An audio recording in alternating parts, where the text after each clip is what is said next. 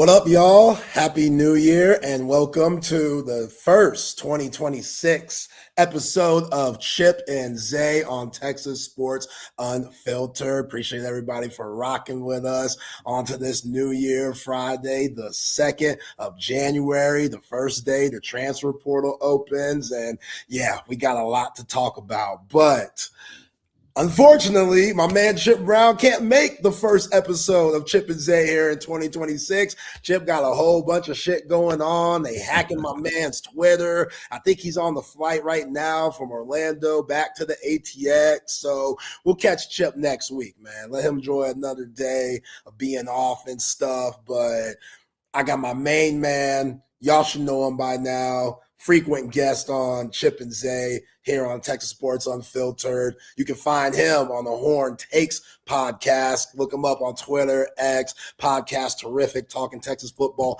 and baseball, which is about to get cracking very shortly. That's right. My man Sean Redfern in the building. Sean, how you doing, brother? I'm doing all right, Zay. How you doing? You guys have a good holiday season? Yeah, man. I didn't wake up hungover because I didn't drink nothing. You know what I'm saying? That's those years, they're past me, Sean. Like, I see y'all out there having fun, popping bottles, everybody dressed in their best. Like, I feel y'all ringing in the new year. You know what I'm saying? But for me, it was just a lot of football, cooling up with wifey and just chilling. You know what I'm saying? So that's good enough for me at this beautiful age in my mid-30s. But yeah, a lot going on in the sports world, Texas football, in the transfer portal early, affected by the transfer portal. We're definitely going to get into that. We now got the Final Four of the college football playoff, which I love the teams that are in. Like, I am not trying to have chalk each and every year. And when you got Ohio State, Alabama, and Georgia out of the college football playoff, not even making it to the Final Four, that's pretty interesting with the things that we've seen these last few years. So definitely going to break down all of those games and then some. NFL going down this week, big-time games that are going to play out for big-time playoff implications from the NFC South. Tomorrow, that Carolina Buccaneers game, that's going to be one for the ages for the best in the NFC, Seahawks, 49ers. And then Sunday Night Football for that in the AFC North Division, Steelers versus Ravens. We got a lot to talk about here on Chip and Zay. But first, start with Texas football, Sean, because 10-3 in the season. I said 9-3 before the year. When we went into the year, all the hype with Arch Manning, I know you weren't buying it. I wasn't buying it. Like, let the kid play. We knew this offensive line was different. They were clearly the biggest problem this year with the offense. We just knew a lot was going on. And a lot of people saying Texas should have been national champs, starting off number one, Arch Manning becoming the Heisman. Hey, they got the clicks. All those folks that were saying that, they got the clicks they wanted because he was must-see TV even when he was playing bad.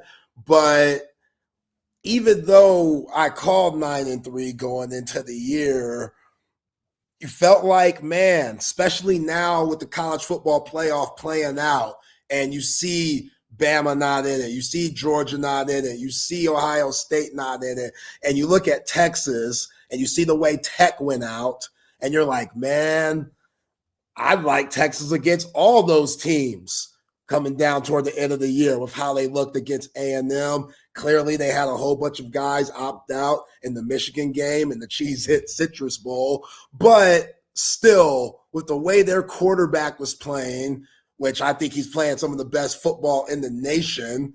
You know, if you look at somebody like Trinidad Chambliss, that might be the only guy who's playing better right now to end the year.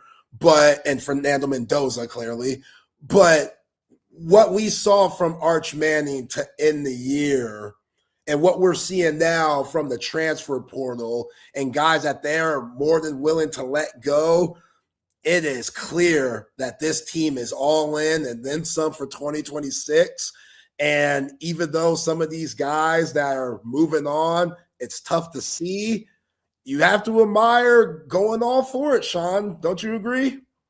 Yeah. I think the transfer portal's been kind of interesting, and to watch teams sort of react to that and how different programs have reacted to it. You've had programs like Texas Tech, for example, that have just completely bought in, have gone like, balls to the wall in the transfer portal. And it takes a program that probably never had a chance to play in a playoff. And they made a playoff. Now, it was ugly. They got their asses stomped. They weren't competitive, just like a lot of people felt like they probably wouldn't be on that type of stage, but they got there. And then you go to the completely opposite spectrum. You got guys like Dabo Swinney who have been very late to sort of react and embrace the transfer portal, and it's killed Clemson. In less than 3 years, Clemson has gone from a program that was pretty damn good, won national titles, was always kind of in that playoff picture, even when the 4-man playoffs were around, to now they're just terrible. I mean, they're kind of like, it's a joke what Clemson has become. And a lot of that, not all of it certainly, but a lot of that, to me, they just have not even come close to embracing transfer, NIL, all this new world that coaches are having to deal with. And so you look at a program like Texas, money's there. Everybody knows that.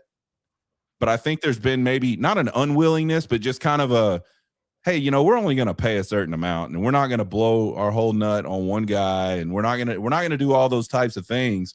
And that's all fair. And hey, we want guys that want to be at Texas, not just want to get the Texas money, right? We want guys that want to be Texas Longhorns. But I think you're right. I think what we're going to see this offseason is Sark learn from last year, and like, he didn't really go heavy in a lot of spots last year that he probably should have. I think, hindsight's always 20/20, but running back, we probably should have gone after some running backs last offseason. And so I think you look at that, and it'll be interesting to see. I mean, there's already a crystal ball for the kid out of Louisville to come to Texas. Yeah, Isaac Brown. Yeah, Isaac Brown. So I think you're going to see Sark and this Texas program be much more aggressive in the portal this year than they were last year. And it's interesting. They haven't, I guess they haven't not been aggressive, but they've been very sort of focused on specific areas, which I think, you also have to be smart and do. It doesn't make sense to go spend $15 million on, a position that you don't need. But like you kind of mentioned, you alluded to it, Zay, the guys that are leaving, some of those guys are guys that contributed heavily. I mean, you look at a guy like Parker Livingston. That guy had 500 yards receiving this year and 6 touchdowns. He's not like some scrub guy that never saw the field. And I think you never know, but I think probably the conversations with him were just like, hey, we're going out and we're trying to get some different bodies, some different types of guys for this wide receiver room. Cam Coleman's a guy that, clearly everybody on the planet wants, and definitely Texas will be right in the middle of all that. So yeah, it's gonna kind of be interesting to see what those pieces are. And the place you mentioned this too, Zay, the offensive line. I'll be real interested to see if they go out and find some guys on that side of the ball in the trenches, because they've done a pretty good job the last couple of cycles bringing defensive tackles in that were able to contribute, but we just have not seen them be willing, or maybe they just didn't think they needed to go out and find some offensive line. Yeah, I agree. Offensive line, DJ Campbell's leaving, and I thought he had a so-so year. With how he came in, he was rated higher than Kelvin Banks in his class, and he had good years, but when your sophomore year is your best year and you stay all 4 seasons, you're supposed to be getting better, and I get a lot has to play into that. I talked about this with my man Rodney Rodriguez on the post-game show about DJ Campbell. Like, Christian Jones helped him a ton in the 2023 year. And yo, Rodney, man, leave my man Sean alone, man. Hey, bald is beautiful. No, Sean, don't let Rodney try to hat shame you. We ain't doing that around here, man. Bald is beautiful. Ask my man E. Henry, who's been doing it big. That's right. Come on. We ain't trying to hear that, Sean. But anyway, DJ Campbell, that 2023 season, that was, in my opinion, his best year. And a lot of that was because of, well, one, Christian Jones was incredible at that right tackle spot. Yeah. That's one of Kyle Flood's best moves. Like, if Kyle Flood, I know Kyle Flood's had a tough year, real tough year. We've been on him hard here on Texas Sports Unfiltered. Fans been on him hard, and for good reason. But if you go back to what Kyle Flood's done throughout his tenure at Texas, I point out that was one of his best jobs. Eyeing Christian Jones, struggling on the left side, moving him to the right, and him being an NFL player. Because we all thought Christian Jones, like, yo, this guy, is he even a Power 4 player? And when you're questioning things like that, that's you down bad. So for that to work, and Christian Jones and DJ Campbell's communication, solid. The next year, Cam Williams comes in. And as much upside as Cam Williams has / had, it wasn't communication-wise with him, DJ Campbell. They had some good moments. They had some tough moments. This year, Brandon Baker, same thing. Had some good moments, had some tough moments. So you got to replace that going in the portal. Yep. I hope DJ Campbell shows out at Pro Day and at the Combine where he can work himself higher in the draft, because they're still going to give him a shot. Like, when he pulls and when he's locked in, he's as good as it could get because he's athletic, he can move. It's just the whole locked in part. Can you get him locked in every snap? We just didn't see that consistently at Texas, but we saw the flashes. So besides Trevor Gooseby, and I throw Brandon Baker in there too, but I also would say once my man comes back from ACL injury, Kojo, let's see what that's like. But even then, I'd look at Brandon Baker. If there's somebody, a right tackle out there that you feel could give Brandon Baker a run for his money for that starting spot in 2026, hey, clearly they don't give a damn about some of these guys, as you were saying, who contributed. Parker Livingston. Right. Let's talk about that a little bit, because that shocked me. And now really looking into it, the conversations that they're having are, because I feel like they chose Emmett Mosley the fifth over Parker Livingston. I know Parker Livingston's a fan favorite, but in the limited reps that Emmett Mosley the fifth got, the dude looked good. The dude has strong hands. He runs tough routes. He's not the fastest guy. He doesn't have like Justin Jefferson breakaway speed or anything like that. But there were times where you needed to move the chains. And number three, he was reliable. And when he was healthy, I thought Arch Manning, he took a step up because he knew, okay, we got another guy out here that knows what the hell he's doing. So if they're, and Emmett Mosley the fifth, the way that you mentioned Cam Coleman, after Ryan Wingo, you're wide receiver 3. So if they choose Emmett Mosley over Parker Livingston, that means Parker Livingston, you're wide receiver 4. And we know that tight end's on the field to get that 12 personnel, whatever, 11 personnel. We know that Sark's going to utilize a tight end. So the 3 wide receivers that you got, those are the dudes that are going to get buku reps. And if you're fighting for that, and Parker Livingston's probably thinking, man, didn't I prove enough? Well, with the way they're going all in, not necessarily. He had some drops this year. We saw some drops in the Cheez-It Bowl. He has to get in that weight room. So it's yeah, I mean, there's a lot that goes into all that stuff, really, when you think about it. There's like the money aspect of it with NIL. There's the playing time aspect. And I'm talking about for players and coaches. There's the playing aspect of it where, I want to play, or I know I can get on the field over here for sure. And like you mentioned, now I'm probably going to be at best wide receiver 4. The other thing you didn't mention is the guys behind him, or the guys that came in with him that haven't seen a lot of playing time, that are guys. I mean, you look at, Khalil Lockett's the guy that when we've seen him, it's pretty damn good looking. He's long, he's fast. He can make contested catches. That catch he made in the Cheez-It Bowl, that's a great catch. Great catch. Not an easy play, and he did.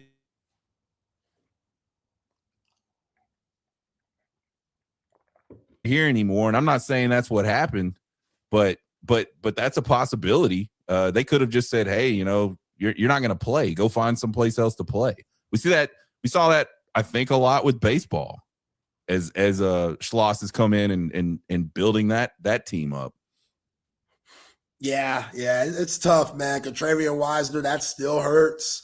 That's crazy. You mentioned Isaac Brown, the Duke can ball. Dude has over 2,000 yards in the last 2 seasons, 18 touchdowns. He had a record-setting freshman year over there at Louisville. So that dude could play, and he just has an extra gear that Contrarian Wisner just doesn't have. Contrarian Wisner, heart, I don't think anybody could beat Contrarian Wisner in heart.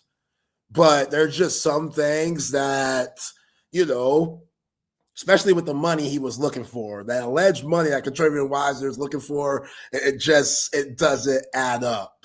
Right. I hate that. I hate that that's the case. And Rex made a good point. My man Rex, I know you in here somewhere. He was like, you can't tell no person what to do with money or what to strive for when it comes to money.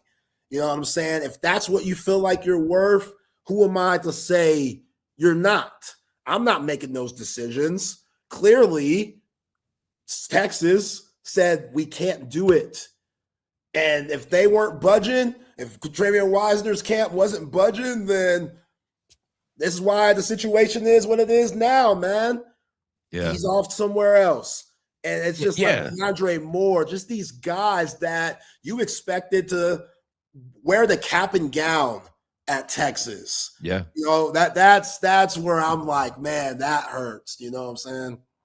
Yeah, it's really nuts. And the other part of the transfer portal that really it doesn't get talked about, but like you take a guy like Q, Trey Wisner, and you say, like, does he land somewhere and become a starter? Like, is he gonna have to and I mean at a program similar to Texas, or is he gonna have to go down a little bit? Is he going to have to play down a little bit to get that guaranteed playing time? I don't know. I'm not saying he can't go to a program similar to Texas and start, but I certainly, and look, man, I love Trey. He's a guy I've liked before he ever got to Texas. Just watching him out of high school, really good film, really explosive, versatile guy, and he's been all those things at Texas. But is he a guy that can go play somewhere else? He's not an elite back, I don't think. I don't look at Trey and go, you're like one of the top 5 guys in the country type of guy. He's a good serviceable back, but our team's going to pay money, and even if it's less money than he asked Texas for a guy like Trey Wisner. That's the gamble. When these kids say, hey, I want to go do something else, you might not get something else. Yeah, there's a lot more schools that have way less resources than Texas does. And I get it. They're all working with this 20 million point whatever collective, and you could spread it out however you want to spread it out. The schools that pay attention to football more, they're going to take a huge chunk. The schools that pay attention to basketball more, the Dukes, the Kentuckys, they're going to take a huge chunk, and et cetera, et cetera. So that all depends also. But I've seen CJ Baxter, like, apparently he's taking a visit to Lexington to maybe be with Will Stein in Kentucky, which you're still in the SEC, but that's definitely a huge step down from where you were. Yeah. And that's, hey, if you want the reps over the wins, I ain't mad at it, because that might give you the best chance of going to the league, because the more reps, the more film that you got, so these scouts can dissect you. And who knows, guys shown out at small mid-majors. My man from Ashton Genty, like, he thrived off playing at Boise State. Yeah. Now you look at the NFL, which the Raiders, they don't help them at all. That offensive line's trash. Geno isn't that good. Like, it's just Brock Bowers and Genty, but it's not like he's carrying guys. So I just, again, it's clear that Texas is going all in. For them to fight as much as they could for DeAndre Moore and Livingston and Contrarian Wisner and not be able to retain those guys because they feel like there's just bigger fish in the sea, Says a lot. It's guys that were major cogs in like a playoff run. Right.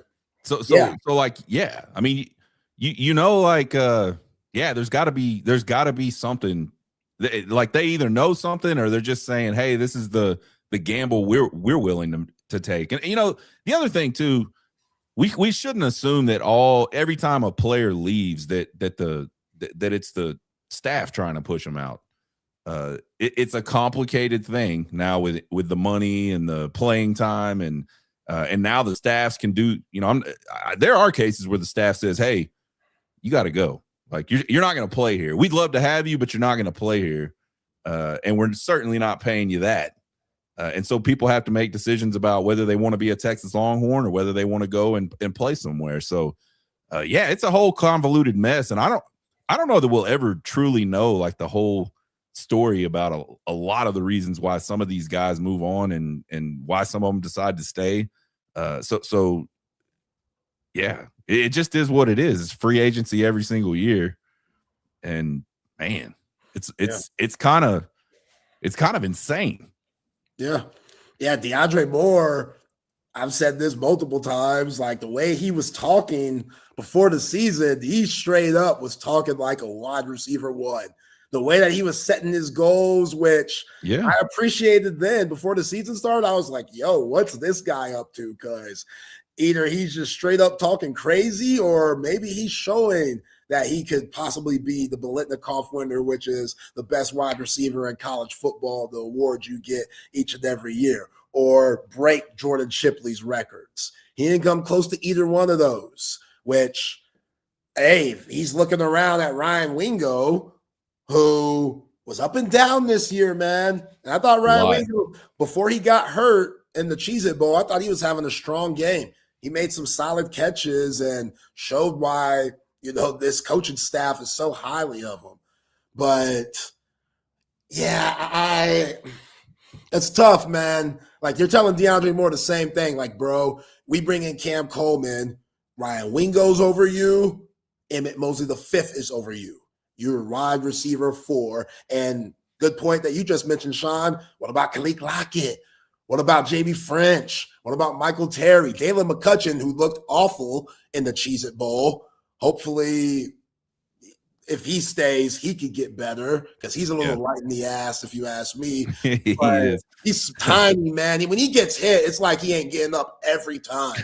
Like, you got to get in the weight room, bro. And I know Xavier Worthy was small too, but Xavier Worthy wasn't taking crazy shots the way Jalen McCutcheon takes crazy shots. So, breaking news, this just in, Jack Indries off to the NFL. So, congrats to Jack Indries. Had a solid game in the Cheez-It Citrus Bowl, caught a touchdown. And, with how deep that wide receiver room is, it'd be tough to come back. Like, I really didn't have much confidence in Jack Indries coming back, whether that was transfer portal or going to the NFL. And maybe I'm wrong. Maybe I'm just guesstimating here. Maybe I'm completely wrong. Maybe that was his next option to come back to the, if got bad draft grade or whatever, to come back to Texas first.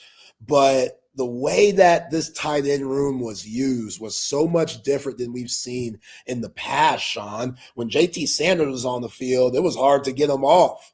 You saw a little bit of Gunnar Helm, but not much. Then JT Sanders goes off to the NFL. It's Gunnar Helm's turn. You really didn't see nobody else besides Gunnar Helm last year. They went and got Amari Niblack, who I was wrongfully, thinking that he was going to get playing time. He ended up having a weird career after Alabama, but Amari Niblack, I thought had enough talent to get some run at Texas. Hell no, that was not the case at all. Clearly, that wasn't the case when he went on the College Station because Mike Elko didn't play him not another anyway. And Gunnar Helm took up majority of those tight end reps. Here in 2025, you saw a little bit of everybody. Even though Jack Indries was the main one, you saw a lot of Nick Townsend. You saw Amari Winston at times. Spencer Shannon was in the game a lot. Jordan Washington. just a lot of guys rotating. And if you're Jack Indries, you were probably thinking, oh, I'm going to be the next Gunnar Helm. And it just didn't work out like that. Yeah, I think that's absolutely what he banked on when he transferred and Texas came calling. And you're right, it just didn't happen. A lot of that, just a lot of early struggles with the offense in general. We've been talking about it all year, Zay. The offensive line just wasn't helpful at the beginning. They kind of abandoned the running game a lot earlier in the season, and really the offense didn't take off until they pulled a tight end off the field and started going 3 wide a lot more. And that's really when you started to see Arch Manning sort of come into his own and really start controlling games the way he controlled the game in that Cheez-It Bowl. And so, yeah, I mean, you just take another guy off the field. So there's a lot less likelihood that, Jack Indries is going to be the guy at that point. And I think, man, the other thing that's been so interesting so far about Steve Sarkisian, he's kind of like over recruited. Like there's too many guys. There's too many guys and you never want to say, oh, we don't need guys, like, because you never know what's going to happen. People get hurt, whatever the case may be. But man, you just cannot spread the love to that many dudes. And so, man, I think especially in his case, as well as he recruits out of high school, and as seemingly well as they do in the portal most of the time, you just can't get the ball to all those people, especially if your offense is going 3 and out like the first half of the football season, right. Almost every time. So yeah, someone says that we need a blocking tight end. They need a tight end that's everything. And so far we haven't really found. I think Gunnar Helm was the closest thing we had to an all everything type tight end. JT Sanders was a phenom getting down the field and catching passes, but he couldn't block to save his life. You mentioned Amari Niblock. That dude couldn't block me. Yeah, he wants to be a receiver. That's exactly. He's a big receiver. That's what he is. But I don't think he quite has that speed to be a big receiver. But he is a matchup nightmare from a tight end position. But he can't. Dude, I remember last year, you could tell when he was on the field because someone would go in motion, to block that backside on the stretch plays, and you just see a body go flying. Like, yep, that was Amari Niblack. As soon as he got contacted, he was flying, and he couldn't block anybody. Yeah. So, yeah, I mean, I think if you got and I don't, injuries was probably closer to Gunnar Helm than anything else, but I don't think he didn't turn out to me to be even as good as Gunnar Helm was at Texas. And I'm not just talking stats. I'm just talking like his impact to the team. It was kind of a miss, I think, from a portal perspective. Yeah, I agree. And like you said, a lot of that's because, they had to have him block more than they probably wanted to due to the struggles with the offensive line and just how much pressure was on Arch early. And this goes back to the coaching staff. That move, Connor Robinson at center, Cole Hudson at left guard, should have been done maybe before the season started, because you go through winter workouts, you go through spring ball, you're in the summer, you're in fall camp. How are we not working on everything? Like, that's what blows my mind with the Kyle Flood situation and Sark situation, which, Sark, he basically threw Kwiatkowski under the bus with all that when he went to the presser and was like, yeah, I had to focus so much on the defense, wearing the head. That's crazy. I couldn't focus on the offense like I wanted to. Now, with new defensive coordinator Will Muschamp, the new defensive head coach, I'll be able to focus on the offense like I want to because that's my baby. Whatever. If that means you can't realize that Nick Brooks don't got it, who's supposed to be a tackle for one, and you got him playing left guard as a freshman for two, you can't realize that ain't a fit. I don't know what to tell you. Like the Connor Stroh thing, the Neto thing, both clear misses. And that's the issue. That was the issue all year long. It took too long. And then when you finally figured it out, even though the Georgia game, it wasn't great, against everyone else, the offense moved.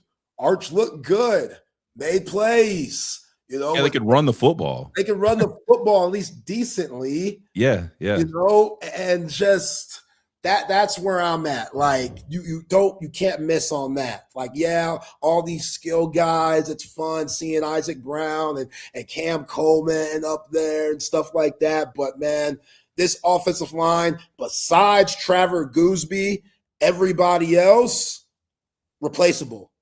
Yeah. Everybody else replaceable. I like Connor Robinson, hometown kid, Westlake High School. The dude knows winning, won state championships, you know, with Coach Dodge and stuff. Like, I love that.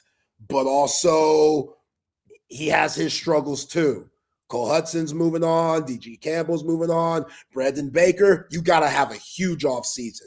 I feel like they have a lot of confidence in Brandon Baker, and he's most likely going to be the guy. But remember, like I said earlier, before the season started, if the guy didn't tear his ACL, Andre Kojo, would Brandon Baker even been the right starting tackle?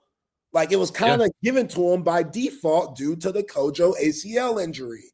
So if there's somebody else out there where the price makes sense that you could plug in that could just be more consistent than Brandon Baker, take a look at that. Take a look at that, because it was clear in that against Michigan, they were anytime they ran to the left side, Christian Clark was doing his thing. And that's the side Trevor Gooseby was on, in which, hey, that's good coaching, but you want to be balanced. You know, you want to be as balanced as possible, because good defenses, which we know Michigan, they were all in types of shambles with their pervert coach now being fired and Kyle Whittingham coming in. Like, good teams will adjust to that. So you want to be as balanced as possible.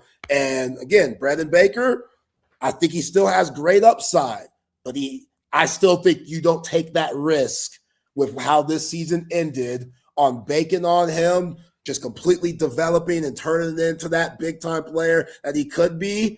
And if he does not, hopefully you brought in somebody that you could throw in the mix and keep this thing going when you go to a 9-team SEC schedule. Yeah, I think as long as it's the Wild West with NIL and transfer portal, like, you have to maximize every single cycle.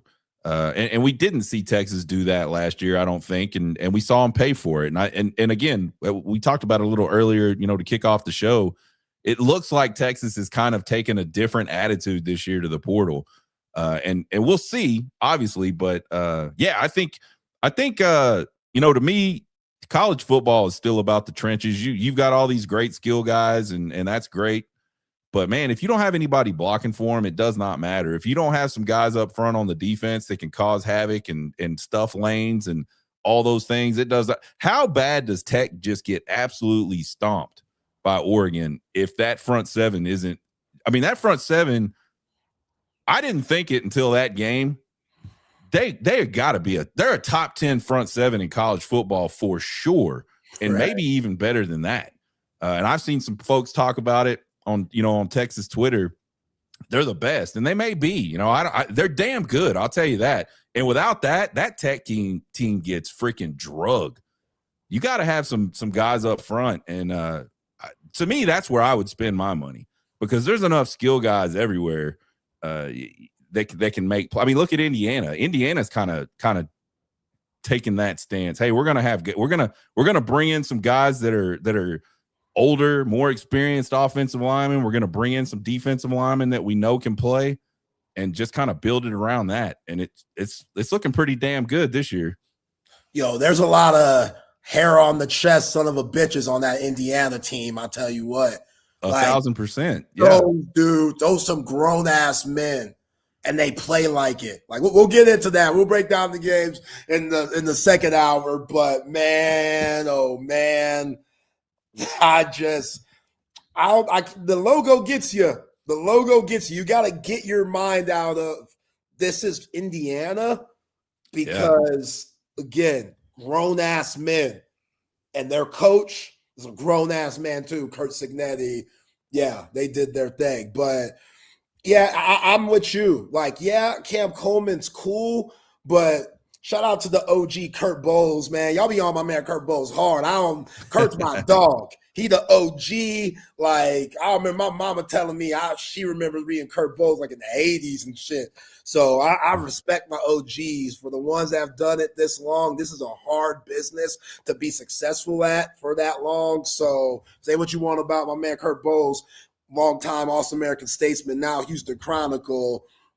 He always going to have my respect. But he said Cam Coleman's out here possibly requesting $4 million. Yeah, that's crazy. Million? So again, we just talked about the collective. $20 million. Not for football, y'all. That's for all the sports. All the sports. Chris Del Conte and whoever else is involved. That's how they break it down. So we assume Texas, they got about 13 of that. Football, Texas football, 13 mil of that. I've heard Sean Miller got like maybe around 5. I'm sure Schloss is doing well too. I'm sure Vic Schaefer got a little too.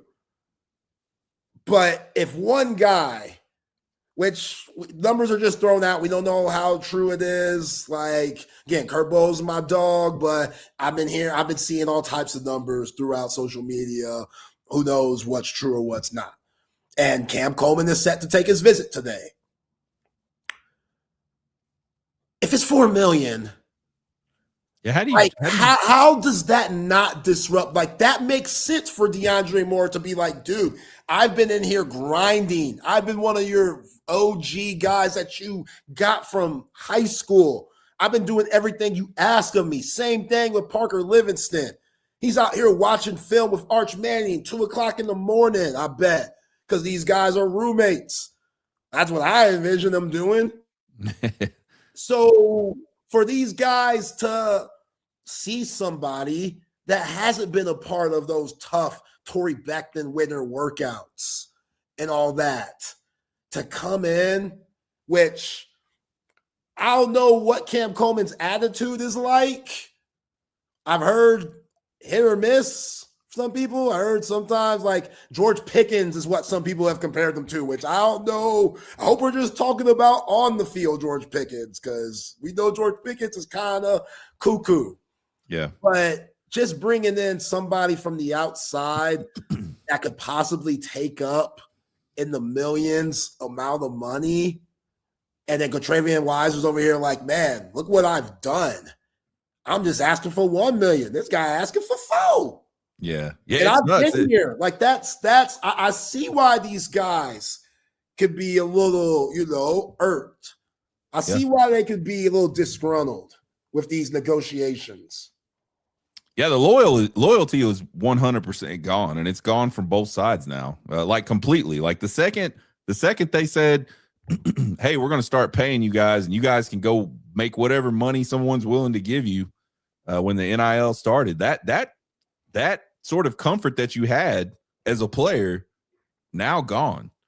Most programs, and I won't pretend to know all the programs, and I've heard a lot of stuff about Alabama back in the day, how they would kind of filter people out, even when it was just scholarships you were getting, scholarship and stipend, certainly back before NIL.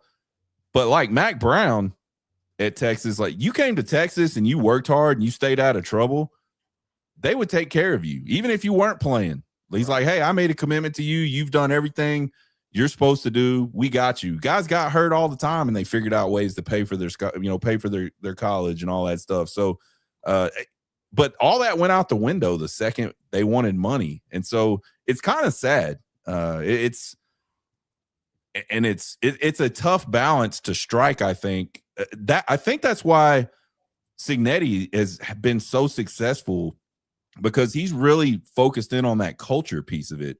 Not to say that Sark doesn't try to do that, but Cignetti is the closest thing to Nick Saban I think we're ever going to see in college football.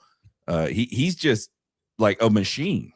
Yeah. And it's all about culture, and it's all about each other, and it's all about being here and doing this, and then on the next play being here and doing that.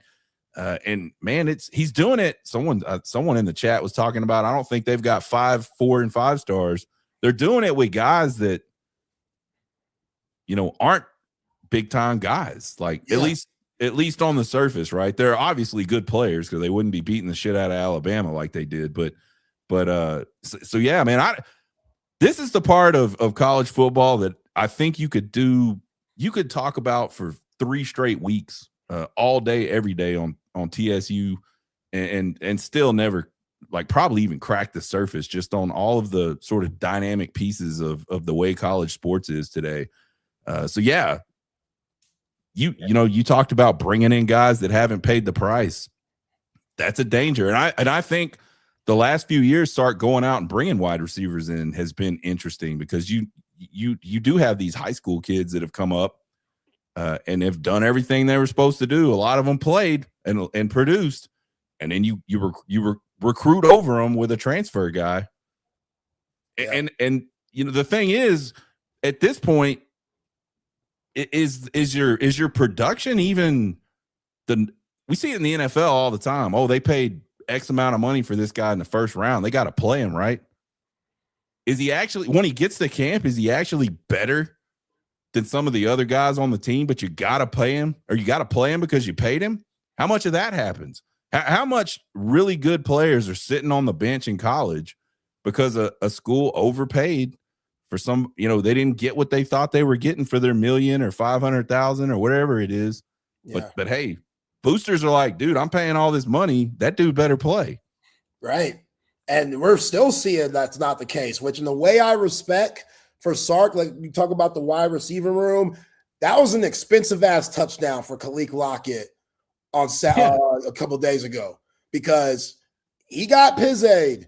Like he got some good coin to come to Texas, which he busted his ass in high school. The market was what it was. I don't know who his camp is. Maybe it's a family member. Maybe it's an actual agent. You heard Steve Sarkisian talk about it in the Cheez-It Bowl. Like these agents in college football, they don't even need to be certified.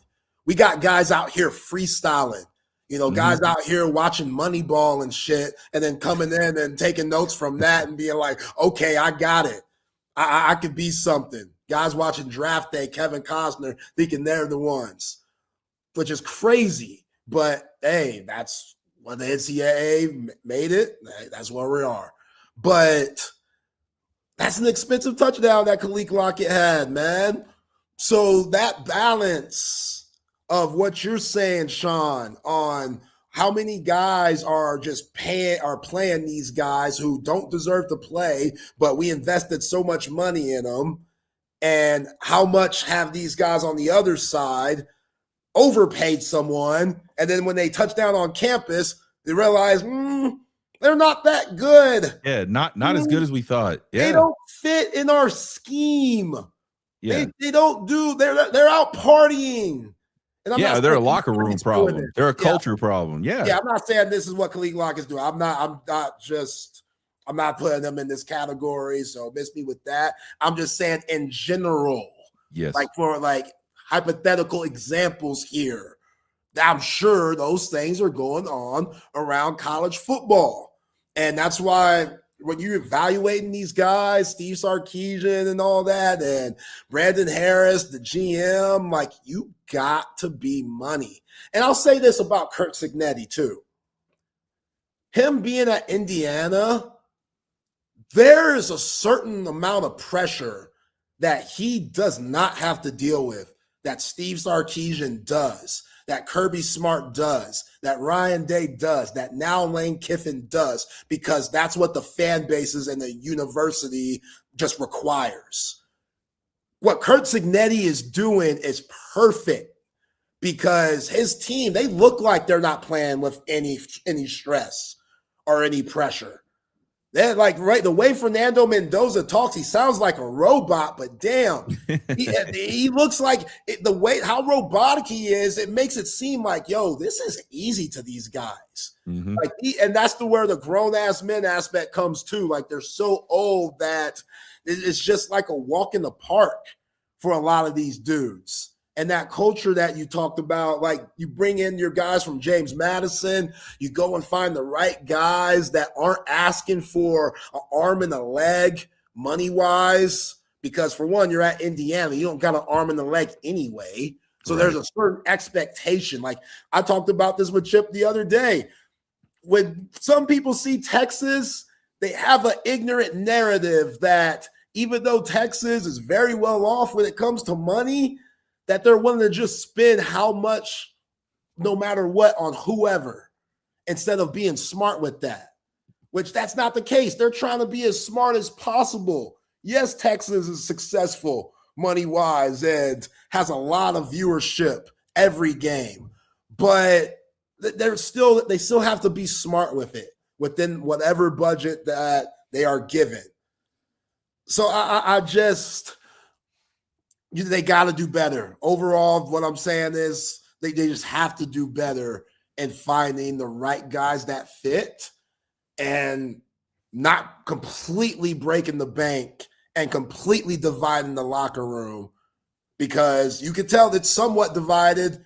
You got guys leaving that are core guys, Moore, Wisner, Livingston, Leonga Lafau. You could throw him in the mix. Yeah. Like clearly those guys, they weren't trying to hear, oh, you're bringing in other guys to replace me and you're paying them more than me when I've done all this for you. I'm not saying it's right, but they have every right to think that. And Steve Sarkisian and those guys have every right to say, yes, we are doing that. Yeah. And that's what sucks about the game right now, Sean. Yeah, man. It's I'm not quite there yet. I'm not quite there, Zay, but man, college football to me is just becoming unrecognizable. Yeah. From what I fell in love with when I was in junior high and high school and all that stuff. So I'm gonna hang on as long as I can, but someone has to fix it. Someone has to put something in place that's like not just trying to drive revenue somewhere somehow. It's got to become about the game again, and the game has to go back to like, this is a college sport. Like, so I know you can't put that back in the bottle. Like you can't put the toothpaste back in the bottle, but you got to do something. Or else, it's just gonna like spiral out of control and like collapse in on itself. I feel like, man, and maybe I'm crazy. I don't know. I just feel like the core group of college football fans are really just kind of sitting here going, what the hell is this? Right. This ain't college football anymore. So yeah, it sucks. It sucks to see guys go, that have come in and played well and done well. Like just, hey man, I'm out. Yeah. And you wonder why. And we'll probably for real never know exactly why unless one of them tells us someday. But you're just left to kind of guess, and it sucks. There's no more like lifetime Longhorns really anymore. Like we're just, right. I mean, you'll see, you got a guy like Arch. You got to love that, but Arch ain't hurting. He knows it. Yeah. Yeah. He's not even close to in any situation that a lot of these guys are. Like, yeah, Travion Wiseman, for example, Chips told the story, like his mom, everybody thinks he transferred to DeSoto because of their football program from Waco Conley. No, he transferred to DeSoto because it was tough times during COVID, and that was the place where she could get a job, and they moved in with family. So that was a pretty congested house or apartment. I don't know where they were, but either way, I know it was congested because his dad, I think Travion Wiseman has brothers and sisters. Like they moved in for the job. So I can't knock him for wanting like $1 million. Like I can't knock that. I can't knock it at all. Like that's just, that would be foul of me too. Like I love, college sports and I'm always going to root for Texas, but nah, I just, there's something about that. And if you're a fan and you're knocking it, hey, I understand where it's coming from. I really do, because there is, and Chip and I talked about this also, that legacy that you mentioned, Sean, like when you graduate Texas. Hell, Vince Young has a steakhouse. Yeah. Like, come on, man. Those guys will never have to, like, buy another drink if they don't want to in Austin, Texas. I mean, there's something to be said, and they were stars, right? But there's still something to be said for guys that go to Texas, and this is, it's not just Texas, it's a lot of schools. You go, you make an impression on people, and maybe it's not on the football field, but that's like a lifetime family fraternity type thing where you'll get taken care of. You'll get a job. You know, you could get a job in Austin doing a lot of different things because you were a Texas football player, you were a Texas baseball player, Texas softball player, you know, whatever. Like it is. There's a long game that I think a lot of these guys aren't playing anymore. They're so focused on like the dollar right in front of them. They're not playing the long game. And I mean, not to mention the fact that you get an education paid for at one of the better public universities in the country. Right. Yeah, I mean, it's everybody's got different circumstances and everybody's got to make the best decision for themselves. And to your point earlier, I think there's a lot of guys out there that have went online and taken that little state certificate thing to be an NIL expert or whatever the hell it is. This is true. This is like a thing. You have to take this. You have to be licensed, but to get licensed is an absolute joke. To be licensed in NIL or whatever it is, and they don't know what the hell they're doing, and they damn sure don't care about this guy's future. They care about what kind of money can I get this guy so I can get a percentage of it. Yeah. I talked to Trevor Goosby's pops, Michael. What up, Michael? Not too long ago, and he was telling me about. He was like, we're in the position where if Trevor wanted to, could play the long game. Like, yeah, we're going to go through the NFL draft talks to hear what these scouts say, the feedback that every smart player needs to do. But if it works out to where, hey, first round pick or early second round where it makes sense, cool. If it doesn't, coming back to school, cool too. Or even like transfer portal, like who knows? Yeah. But I feel like Trevor Goosby really likes the University of Texas. His brother Austin will be here for basketball next year. So seems like a real Texas family. But not everybody has that luxury, man. Sure. Like some people need the now. That where they can't even afford to see it because they are all of the income for the family. Like who knows what mom and dad's doing? Who knows if the parents are even around? Like they just have to get what they get now to put food on the table. And even though that sucks, but that's just real life.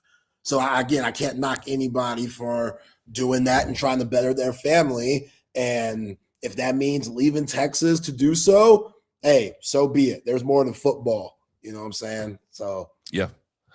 I saw a question earlier. Shout out to my man Lewis. I got you, dog. Guys, in your opinion, who is the biggest portal loss, and are we going to see more? Sean, I'll let you answer that one first. Man, that's a tough one. I mean, we've talked about the guys on offense. You did mention Leonga Lafau. I think, man, linebacker is one of those positions where if you've got a guy that's got a nose for the ball, that's a big deal. But man, I'm not so sure about Leonga. Like when Leonga Lafau said he was going to the portal at first, I was like, oh shit. I've talked about it before where the linebacker room has kind of always been a problem every single year, it seemed like, since Sark got here until the last couple where they started building some depth in there and they had some guys that could really play. But man, watching Ty Anthony Smith, who's been really great, since he got to Texas, been a really good, impactful player. But then seeing Bo Barnes, I really enjoyed watching Bo Barnes run around in that Citrus Bowl, and that kid can run, which I knew. But when he ran down, what's his name on that sack earlier in the game, I was like, man, I said that dude can run. So yeah, I don't, man, the biggest impact. Shoot, I almost got to say Parker Livingston because I think he's like one of those glue guys. He's one of those dudes that's like a program guy, maybe. He seemed to kind of have that kind of vibe to me. And when you lose guys like that out of the locker room, it can have a big impact on a team overall. Shoot, man, but especially like the roommate thing for Arch. Like, yeah, it's gonna be a little more lonely for Arch this upcoming season. That's a tough. I mean, you look. There's a lot of things we can't know to answer that question. If you look at just production, like probably Wisner, but But I think I don't think he's a guy you can't replace like on the field. Right. Yeah, I would say. And I thought Christian Clark looked like $1 million to me in that Citrus Bowl. And I've liked him and Simon. And I don't know if Simon got any run in that game or not. I know he was second on the depth chart, but when he played earlier this year, I really liked his style. I think those two guys are the closest thing to Bijan's running style that we've seen at Texas since Bijan left. I'm not trying to say they're Bijan Robinson, but they've got that kind of. Yeah. I'm not making those claims yet, but I just like the way they're shifty in the cutting game. They're very good laterally, and really Wisner wasn't so much. Baxter clearly not, especially after the knee injury. And even Jarrett Gibson, who I kind of liked as well outside of the fumble problems, but he was more of a straight up one cut and done type of guy. So yeah, man, that's a good question. Yeah, that's a good question. I'm gonna answer it two ways. One's personal, like a fan favorite, and the other is what I actually think is the biggest impact loss. I'll do that one first. Impact loss, I would just say Travion Wisner, more off the field too, because his heart, man, like he just gave everybody life. You could tell that he was so much fun in the locker room just by his pressers, and guys would be doing their presser and he'd go stand behind the media and he'll be like making faces and trying to get guys to laugh and stuff. And I think he just kept things light. And I remember Chip saying after the Georgia game, Chip used the word, "You look subdued" in the next press conference. And that's when I was like, uh-oh. Yeah. Like that's one of those, I didn't expect him to transfer, but now that he has, you go back to when Chip said that and you're like, okay, now I'm seeing the signs. Yeah. You know what I'm saying? Like of just, man, this year's been rough. He was hurt that early part of the season. The offensive line did him no favors. And now they're talking about bringing in someone to probably in his mind replace him. Mm-hmm. And he's asking for this amount of money. And he's like, yo, I think I deserve that. So clearly it didn't work out. I would say Travion Wisner's biggest impact. If I had a second place, I think it'd be LaFau, just because I expected him to come back. And I think that he could be very productive in what Will Muschamp likes to do with his running backs. That can maybe take him to another level, but we'll never get to see it now. So nope. 1, Wisner, 2, LaFau. The personal favorite, Sean, is one that I'm always going to think about. Damn, he's a what if. That's Derek Williams, safety. Yes. Damn, man. That injury that he had was brutal last year, Red River. Like, again, people forget, before Red River, him and Andrew Makuba, they were splitting reps. Mm-hmm. Like, it wasn't just Andrew Makuba's spot, which Andrew Makuba, after Derek Williams got hurt, he took it and ran with it. But, man, Derek Williams, his freshman year was solid. Mm-hmm. Solid. And he was really good in that Michigan game in 2024. Then the injury came. Then this season, it just seemed like he lost a step or two, or maybe even 3. Yeah. And obviously, Blake Gideon and Terrence Joseph leave. You bring in Dwayne Aquino, who's no longer with the team, so that clearly didn't work out. And you bring in Mark Orfe. So a lot of things have to vibe the right way.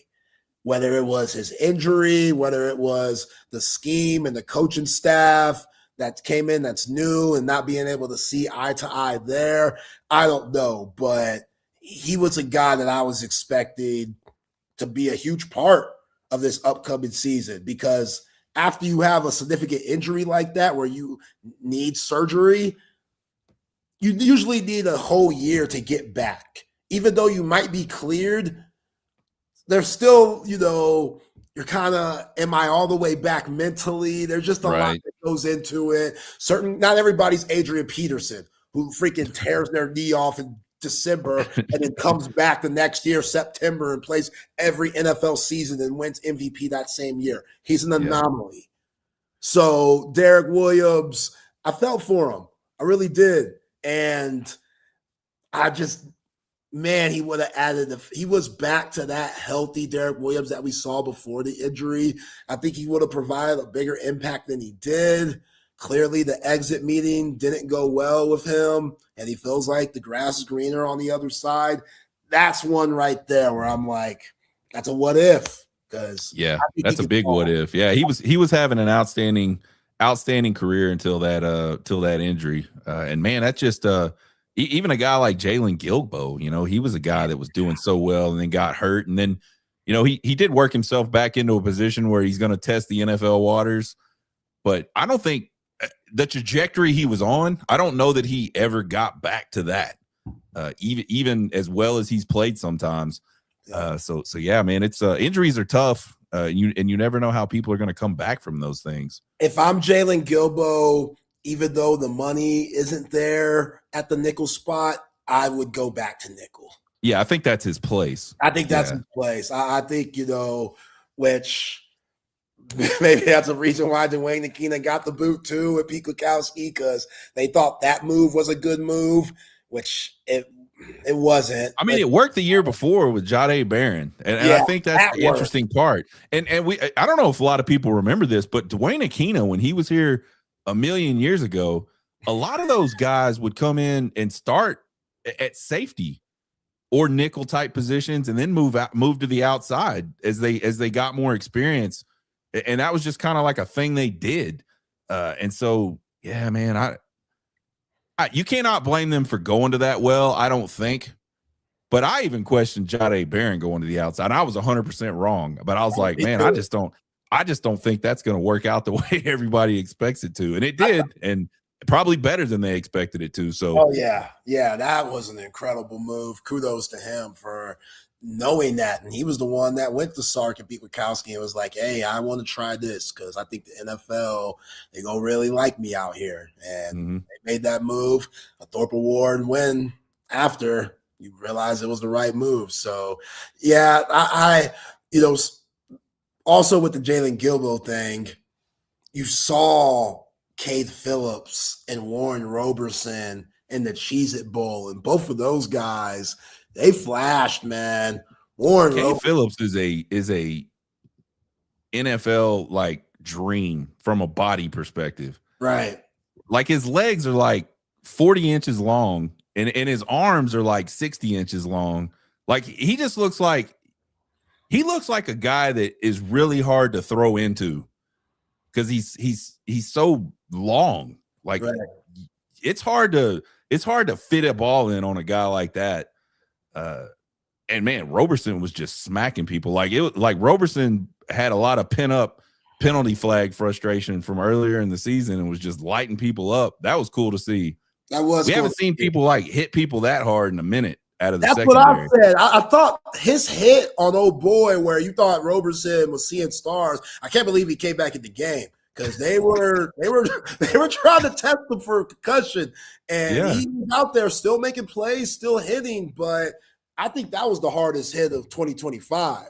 Like I can't think of a hit that made me jump out of my seat like that. Like, and that's what you want to do. That's what you want to show the new coach coming in, whose nickname is freaking Boom, Coach Boom. That's what you want to show. You want to show that Boom because he likes guys like that. Like a lot of guys put up good tape for this next year. Like you mentioned, Roger Bo Barnes, clearly Ty Anthony Smith with the 2 interceptions. We just mentioned Cade Phillips and Warren Roberson. Wardell Mack, he had the best Pro Football Focus grade out of anybody on defense. Now, he only had 31 snaps, but he had an 89.2 Pro Football Focus grade in that game against Michigan. And 90s considered elite, 80s good, 70 is above average. So if you at 89, you're right there on the borderline of elite. And in 31 snaps, he had that interception. He's a nickel guy, but coming into this year, this is going to be something this coaching staff's going to have to figure out. is Grayson Littleton, just like we talked about with John A. Barron and Jalen Gilbo, is he good enough to go to that outside, which that's what he was playing in high school. Mm-hmm. Like, I think he's just a football player. I think he's one of those guys, it don't matter where you freaking put him. Safety, corner, nickel, he's going to be able to produce, especially with more reps and just, getting his body right with more time and winning workouts with Torrey Beckton. But with the way Wardell Mack looked, and it's just one game, I don't want to get over my skis. Let me see you do it for a full 12, especially when you go to a 9-game SEC schedule and you still got Ohio State on it too. But is that something that Will Muschamp and this coaching staff look into for the 2026 season? Yeah, that'll be one of the most interesting things I think about the offseason is how things may look different just based on Will Muschamp's completely almost opposite take on the way to play defense than Pete Kwiatkowski. We're not going to see a lot of 10-yard cushions out of Will Muschamp. Like he wants people up in people's faces. He wants people making it hard on quarterbacks to make throws. He'll take that. Oh, we got beat over the top. Oh, I'll take that PI because most of the time, like we're going to make it hard for you to make completions. And obviously he's excited about defense. He likes people that can hit people. So yeah, there may be some guys that have sort of found a home in PK scheme that may not find a home as much with Will Muschamp. So yeah, I'm excited about that move. I know I haven't talked to you guys since then, but I was really excited to hear about that. Because man, I've just been worn out with PK, especially the last half of the season. Just watching us give up 10, 15-yard passes has made me pull what hair I used to have hair before the season. All you guys dogging me about my hair. I had a full long ass head of hair. I pulled it all smooth out watching PK's defense. Shit. That's hilarious, man. Yeah. Pete Kwiatkowski, I like him, but there were times where you're like, I don't know about that, but we'll get into that, Sean, because I want to hear more in depth into that. I want to hit some of these spots, before we get into what we got going on in this second hour. He is Sean Redfern of the Horns Takes podcast, filling in for my man Chip Brown, who just sent us a message on the TSU group chat. Hey, y'all, Twitter got hacked, trying to get it back. So all y'all wondering if Chip's out here selling cars or whatever the hell is going on, man, they got him. They got my guy, man. He tough. It's tough out here, but when you got all the followers that Chip has, it's bound to happen. It's bound to happen. He needs to probably got a real basic password too, like Eleanor 512, something stupid. So he got to change that up, Chip. Change it up, baby. Let Google manage it for you. Right.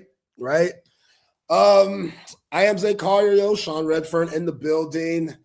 Transfer portal day underway January 2nd, which is also crazy because college football playoffs still going on. There's still bowl games today, but that's why we are calling college football the Wild Wild West. Let's get into some of these mentions, though, like Covert Bee Cave, family owned and operated. Covert Bee Cave is the best. Been traveling all over this Christmas break and New Year's break and our Buick Encore GX. We absolutely love it. And hey, you love Covert Bee Cave too. If you want to take my word for it, listen to these fine folks. Covert Bee Cave.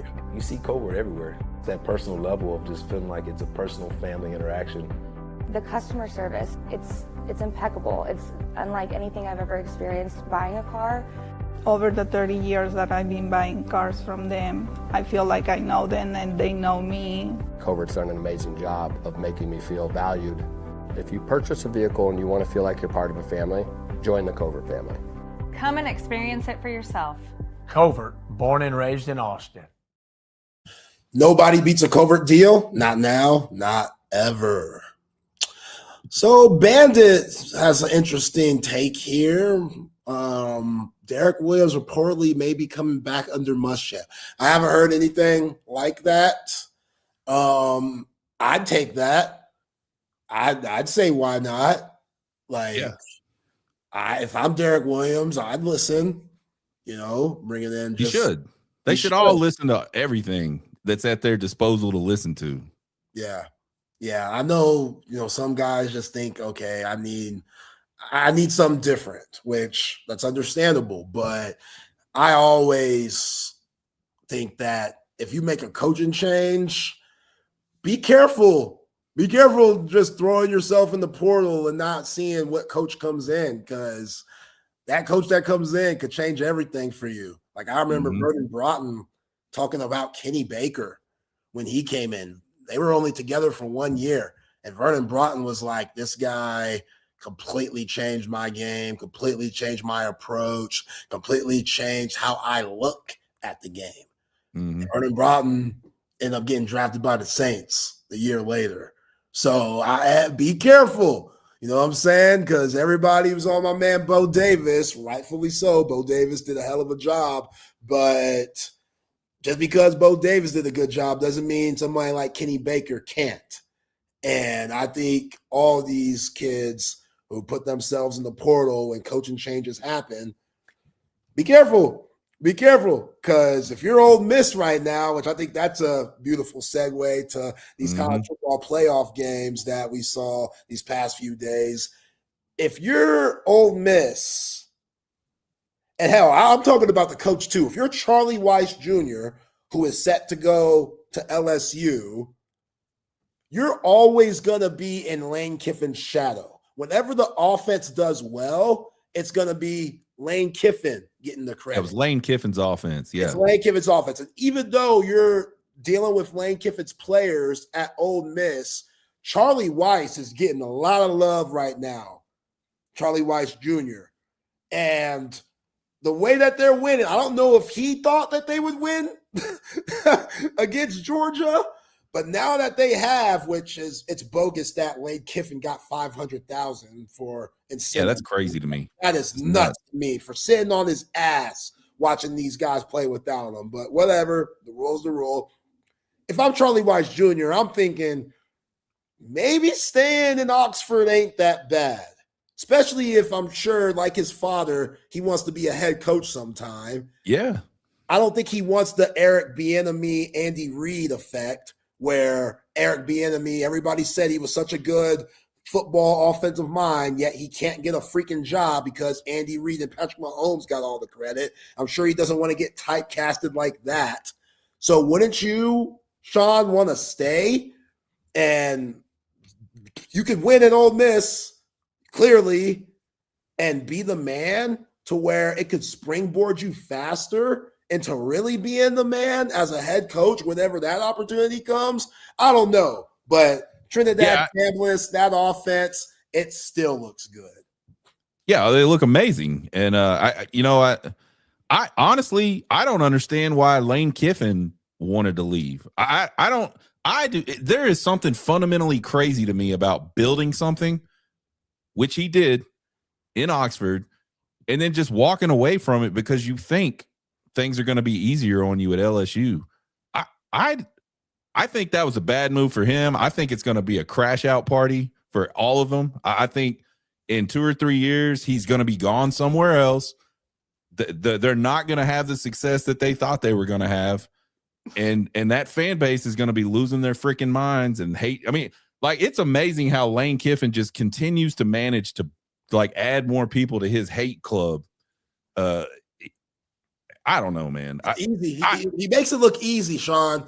I know. I know. He makes it look easy to hate. He's the most hateable person in college football. There's no doubt about that. Like, that dude. Yeah, I don't get it either. It's weird. But to your point, yes, I think I bet you. I mean, if I'm Charlie Weiss Jr., my wheels are spinning. I'm willing to listen to about staying. Yeah, I would stay. Pete Golding, man, Weiss could probably be the head coach. I mean, probably would be like the de facto head coach. You know, I saw something the other day where Pete Golding was talking about how he didn't even really want to be the coach, but he needed to because they needed a coach. I was like, yeah, what?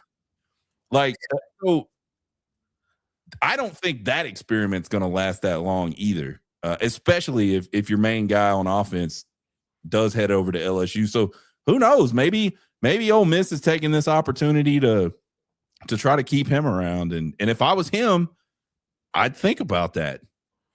Yeah. Like Trinidad Chambliss. I mean, I don't know how many guys you're gonna find like that because he's unbelievable. Like he's really good. There, 100%. He's out there playing sandlot football.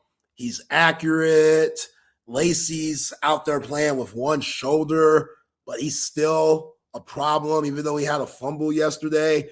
To be down 21-12 at half and to come back and they outgained Georgia like 473 to 343. Like, this is Kirby Smart, man. This is Glenn Schumann, which we mentioned Will Muschamp. Will Muschamp's not there right now. Nope. I feel like, again, Kirby gets a lot of credit, as he should. Glenn Schumann, not as much as Kirby, clearly, gets a lot of credit, as he should. Their next dude with their next set of eyes was Will Muschamp. He ain't there. He ain't there. So I'm big on that. I'm a coach's son. I know some of y'all are like, oh, Zay, that don't mean shit. And sometimes you're right. It doesn't. It doesn't. You're right. But there's something to be said, and I feel like I can make this example with Ohio State because Brian Hartline, who is now at USF, he was calling the plays all year. He called the plays against Indiana, looked like dog shit. Makes sense. Where's his mind at? If he's a good coach, his mind should be in South Florida because that's his program now. And it's not like the resources are great in South Florida. He's really going to have to grind if he wants to make that program successful. So Ryan Day takes over play calling against Miami. How'd that look? Bad, boy. It didn't look good. It didn't look good. And again, give Miami credit. I'm not saying that that's the only reason. Miami, they got dogs over there. Ruben Bain, that's a dog. Messador, that's a dog. Keontae Scott, who got the pick six, they got dogs at the U. So let's not discredit them any. But what I'm saying is coaching matters, man. Consistency matters. That means something. So when guys up and leave mid-season, the fact that Ole Miss is being able to do this without Lane Kiffin, I salute Pete Golden. I salute Charlie Jr., man. What those guys are doing is incredible. And they're easily, to me, the most rootable team left in the playoff. Like, to me, just to me.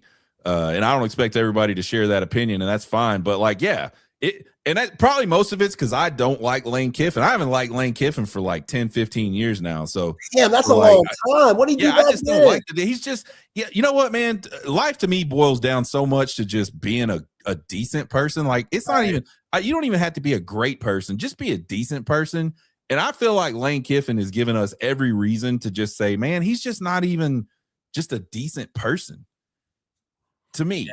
And like, just some of the ways he handles things are just really wild to me. So it would make me, I would be ecstatic. I might go buy some Ole Miss shit if they win the national championship and be like, I was Ole Miss all along. If they can do that and just rub that shit in Lane Kiffin's face. So shout out to our TSU Ole Miss alum on here, Matt Galatzan, who was very happy for their win today. Said he didn't see it coming in our group chat. But y'all check out Open Jam with Matt and Patrick coming up after us. That's but right. I'm rooting for him. Like, again, back to Trinidad Chambliss, man. That guy, he avoids sacks. He's so hard to break. He's running backwards. Like, this is stuff you don't teach nobody at the quarterback. It looks a lot like Pat Mahomes at Texas Tech. Running around just slinging the ball. And those teams weren't really good, but Pat Mahomes was really good on those Texas Tech teams. Right. And there's only so much you could defend as a secondary player when you got a quarterback that's keeping plays alive for over 5 seconds. Like, that's just, it's hard to deal with. And now you're just trying to, mirror guys, and they're freestyling their routes, and you get Chambliss, he's pointing and shit. Yeah. Like, it was impressive. Like, that was one of the more fun games that we saw over the last few days. And Gunnar Stockton, he did everything he could. Like, I love Gunnar Stockton. I do too. I love that guy. That guy. He's like Sam Ellinger. He's like a Sam Ellinger type to me. Just like a hard nose, like, I don't give a shit. And you know what? We haven't talked about it yet. Arch Manning is that too, but with a hell of a lot more talent. For sure. So kudos to Arch for that game. Man, he got his ass kicked in that game, and he didn't give a damn. He was all about it. Yeah. When it comes to the playoffs and when you're playing in bowl games like that, when you have 8 months to rest, I appreciated Arch Manning putting his body on the line like that. Now, he can't do that every game. He can't do that early in the season. That's playoff football right there. I expect that in the last game of the year, put it all on the line. Again, you have 8 months to get right, but you have to be smarter. If that's against Ohio State, I don't need you diving and, allowing guys to jump in and jump in and shit. No, we don't need that. You got a lot more games to play. Still run, but be smart about your running. And Gunnar Stockton, they cut from the same cloth. Like, he took some hard hits, man. But that one he took, the one everybody's talking about, should have been targeting, and I don't know that it shouldn't have. Dude, I don't know how he got up. Yeah, that was a hit. Yeah, and then they go to him on like the quarterback sneak, like the next play. Next play, they go to him quarterback sneak. He gets up, he's shaking the cobwebs off, like doing this and stuff. And I'm not gonna lie, I thought he wasn't all there because he punched. He probably wasn't. He punched the shit out of Oscar Delp.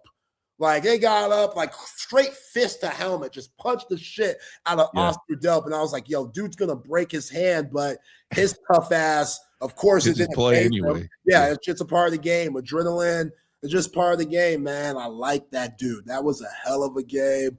Both teams deserve to win. And, Kirby, the play of the game was that 3rd and 5. That 3rd and 5 play, Ole Miss ball. They're down, 3 at the time, and somehow Trinidad Chambliss throws a strike, or maybe it was tied. It was tied at the time, 3rd and 5. And they throw one-on-one matchup, explosive play down the field, and somehow Stribling, 40-yard pass. Like, what? That's what you're calling? 3rd and 5, tie game. That's what we're doing.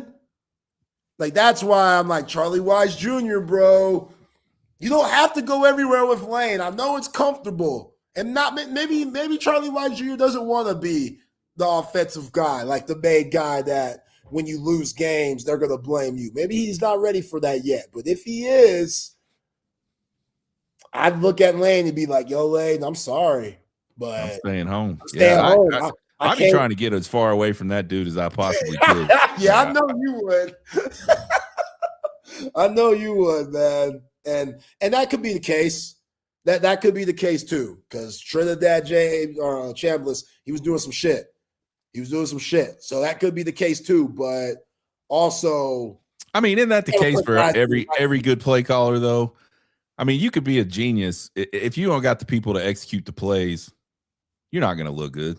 Yeah, like going back to Andy Reid. Can Andy Reid done all that stuff without Pat Mahomes? I'm not sure exactly what that person was trying to say, like point wise, but if it was to say that Charlie Weiss isn't a good offensive mind, I don't necessarily think that's fair. Yeah. I mean, it's a tough standard. It's a tough standard to say you got to have sorry ass players and still go like score 40 points and win playoff games. Yeah, to be considered. And this dude is still a D2 player first. Like, kudos to Lane Kiffin for finding this guy, but it's not like this guy had Arch Manning, implications coming out. Like, he didn't have that aura around him. He was a D2 guy. That was a backup. They had Austin Simmons starting the lefty. Austin Simmons gets hurt, and now Trinidad Chambliss is the man. So that's a great story. What Ole Miss has going on, I'm all for. It's a great story in sports. And I'm glad I'm not seeing all this chalk, man. Like, I'm good Ohio State losing. I'm good Georgia losing. I'm good Alabama losing. Like, all that SEC loyalty stuff. Nah, Texas. I have none of that. I have none of that. I have none of that. None of that. Oh, Texas is the SEC. I need SEC teams to do well. I want Ole Miss to do well because of what Lane put them through. I could care less about them being an SEC team. I could care less about that. No, the way the SEC looks down on Texas, they don't want Texas to have any success. So hell no, we ain't giving that shit back. Absolutely not. So I'm good with Georgia losing and Alabama getting their ass whooped. Just whooped, man. Like, I don't even know what to say about that. Like, and it's weird. It's weird, Sean, because the first 2 years of the 12-team college football playoff, in the second round, the teams with a bye are 1-7. The only team to win that had a bye was Indiana, and they rolled. Yeah. I don't know if that's so much. People are trying to draw the distinction with having, draw the correlation of having the bye to the loss. I don't know if that. I think there's more problems with the way these teams get seeded than anything else. And it's probably, I'm not saying there's a better answer than having people sit in a room and talk about it and do what they're doing today, but it's flawed.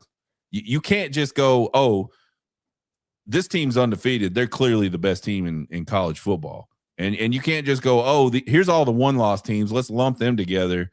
And I think this one's better than this one based on it's not a science, right? So a lot of it is just some of those teams aren't as good. The other thing I think, Zay, and all college sports fans are going to have to get used to, it's not like it used to be in the BCS era where you had to win. First of all, college football looks nothing like that. You got NIL, you got transfer portal. Second of all, like, you had to win. You had to be undefeated to get in, basically. There's very few one-loss teams made it to the BCS National Championship. So it's just a completely different game. Today, with all the NIL and all that stuff, with so many people, with these rosters, flipping as much as they do in the offseason, it might take a team a while to get better. We got to stop looking at it and going, oh, man. Like, and I'll just use Texas because it's the easiest one for me to take because it's the closest team I follow. They look like shit earlier in the season. But over the course of the season, especially the last half, they looked a lot better. And so, it's tough to say, oh, this team, they got a couple losses, but they were in the first 4 or 5 weeks of the season. And now look what they've done since then. I think if Texas doesn't take that score ass whooping from Georgia, a lot of things might have, I think they might have found a way to try to sneak them into the playoff. But once that happened, all she wrote. But the point is, teams are going to get better. And just because a team has won all their games or only lost one doesn't mean they're better than a team that's lost 2 games or lost 3 games. So I think it's probably a combination of things. The bye probably doesn't help because you just stop. And I think they don't play for, man, some of those teams didn't play for like almost 3 weeks, maybe even over 3 weeks. Yeah, that's a long time, man. I don't get the bye anyway. Like, let's start playing football. I don't know why we got to stretch the college football playoff out till February. It's crazy to me. No, and the national championship game needs to be played before the transfer portal opens. That's insane. Yes. That's insane. What are we doing? Like, we know there's tampering going on before it opens. Clearly. But because these agents are calling around. And, but still, man, like, it's crazy what's going on right now. And I've been saying ever since 12-team playoff last year, winning your conference championship game, I don't think that benefits you any. It doesn't benefit nobody.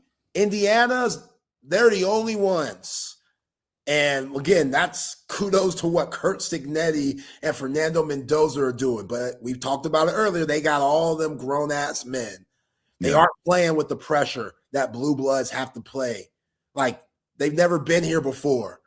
So there's still an underdog approach that even though Indiana's undefeated, has the Heisman Trophy winner, won the Big Ten championship, there is still an They're still Indiana. They're still Indiana. Kurt Cincinnati could still call these guys, and they are underdogs. They all came from James Madison. They all were just afterthoughts. Like Fernando Mendoza came from Cal. You hear how humble he is. Like there's so many humble guys that are just blue collar. Let's bring the lunch pail in. Let's get our hard hats on guys. There's no guys out here asking for like $4-5 million. No, There's just none of that. And if there are, they aren't taking those guys. And they're doing their due diligence when it comes to the evaluation process and the scouting process, doing it better than anybody. And they're being rewarded for it. So, yeah, man, it's hard to pinpoint why the buys are 1-7. I saw Dan Lanning vouching after the game that, I'm glad we won 23-0, but this game should have been played in Lubbock, Texas. Mm-hmm. Which, all right, whatever. You know what I'm saying? Like, that's cool. I would like to see it at the homes of the teams in the first and second round. And then when you get to the Final Four, then you could have it at the bowl games and stuff. I'm good with that. But also, I don't know if that's the only reason why these buy teams aren't winning. Like, that just, I don't know. That's just something to think about. But that gives us a good segue to Texas Tech and Oregon. I was shocked at that game. And Tech's defense, they were still good. It's not, their fault that Baron Morton is getting the ball taken out of his hands when he's dropping back or throwing interceptions, or Dickey is out here fumbling. Like, it seemed like every time Oregon scored, it was because they were in great field position. Yeah, it was like 20 the ball. Yeah, like 20 of those points, 17 of those points came from turnovers for sure. Yeah. So, yeah, I mean, credit the Oregon defense, though. They played a hell of a game, too. But, yeah, I don't know. I wasn't that surprised. I think BYU is the worst 12-win team I've ever seen. and that was the only thing Texas Tech really had to hang their hats on all year long, was beating them twice. So, I don't – Texas Tech is still Texas Tech. They're spending money, and they're starting to get to the point where they can start making some noise. For me, it'll be interesting to see if they actually can repeat and get back to the playoff again, because they're losing a ton. Like all those dudes you saw causing problems for Orego's offense, almost all of those guys are gone. Yeah, Bailey, Rodriguez, like all those guys. So, a lot of them are juniors too. They're guys that could move on, go into the draft and stuff like that. So, yeah, man, I don't know. I've never been super high on Baron Morton. I know they scored a lot of points this year, but if you watched them play, their defense was really the catalyst for that team and really set them up to score points the same way, Oregon's was able to against Texas Tech the other day. So I didn't think it would quite be 23-0. But I did not expect Texas Tech to win that game. Yeah, 23-0. That is rough. Like, you're talking about a team that put up 40 a game this year. And to what you're saying, like the Big 12, was it really that weak? Clearly it was. Because I think so. I think it was. I thought I saw the Big 12 play a few times this year, and I was just like, man, this is a joke. Like they're just not. Man, and I people think I say that tongue in cheek. I'm serious. That BYU team is the slowest, most unathletic team. They got one dude that can run on that team. Yeah, and that's it. Yeah. If you're Tech, where do you go from here? Because I thought Tech had a legit chance to move on and play Indiana, and they definitely don't want to see Indiana with the way they're playing. But again, Dan Lanning, everything that he was calling defensively, even when the Red Raiders got down in the red zone, they just couldn't convert, and they were deflating play. It comes down to bodies, man. College football is a sport where it's not necessarily just your starters either. Like, you saw how quickly, like coming out of the second half or coming into the second half, Tech's defense, it started to give up chunk plays. It started to give up plays that they weren't giving up because those guys had played 49 snaps, and they don't have another set of dudes behind that set of dudes that can come in and be even close to the same. And Oregon does. Depth will get you. And so, I mean, that's Nick Saban built a dynasty on depth. One dude could get hurt and another dude could come in and play just as well. That's why Nick Saban was so successful. Well, one of the reasons Nick Saban was so successful, but that essentially, like from a personnel perspective, he was rolling out the same team on two strings of offense and defense, same guys basically. Yeah. Tech doesn't have that, and it'll be interesting to see if they can get that. They're recruiting pretty well at a high school, and they're certainly willing to go out and spend money in the portal. We saw that, and I ain't hating on that. If you can do it, you should. I don't know why you wouldn't. Yeah, they should have sole control over the Big 12 every year with the way that I think so. Yeah, I mean, I think it's their league to probably lose every single year going forward. Single year for sure. Like, even though Kenny Dillingham took that pay raise, even though Kalani Sitake at BYU took that pay raise, both of them staying at Arizona State and BYU, there's no excuse for Texas Tech not to be in the Big 12 each and every year with what Cody Campbell's done and just the connection they have. And I get it. They got the same collective as everyone else, but we know that collective don't mean a damn thing. You can work it right to where it can still play into the advantages of the top dogs. And I think we're still seeing that, but it's still different. Some of these schools are still doing it a little bit different. Indiana, for example, and showing that it don't matter how much money you have, you still got to be able to play football. You still got to have the right guys with the right mindset. So Indiana, yeah, I don't even know what else to say about those guys. Like Fernando Mendoza threw 16 passes, Sean. 16 passes. I mean, that's your Heisman. 16. That's it. They just kicked the shit out of it. I mean, just physically. I mean, if you didn't watch that game, you just saw the score, you'd say, man, like what happened? You know, like how did it get like that? And it was just that. They just physically manhandled Alabama. And, you know, a lot of people giving Kirk Herbstreit a bunch of shit for getting Alabama into the playoff and all that. And he certainly did talk them up after that SEC championship game loss. But even he was like, this is just really hard to understand. Like, how is this happening? How is this Alabama team getting physically beat like that?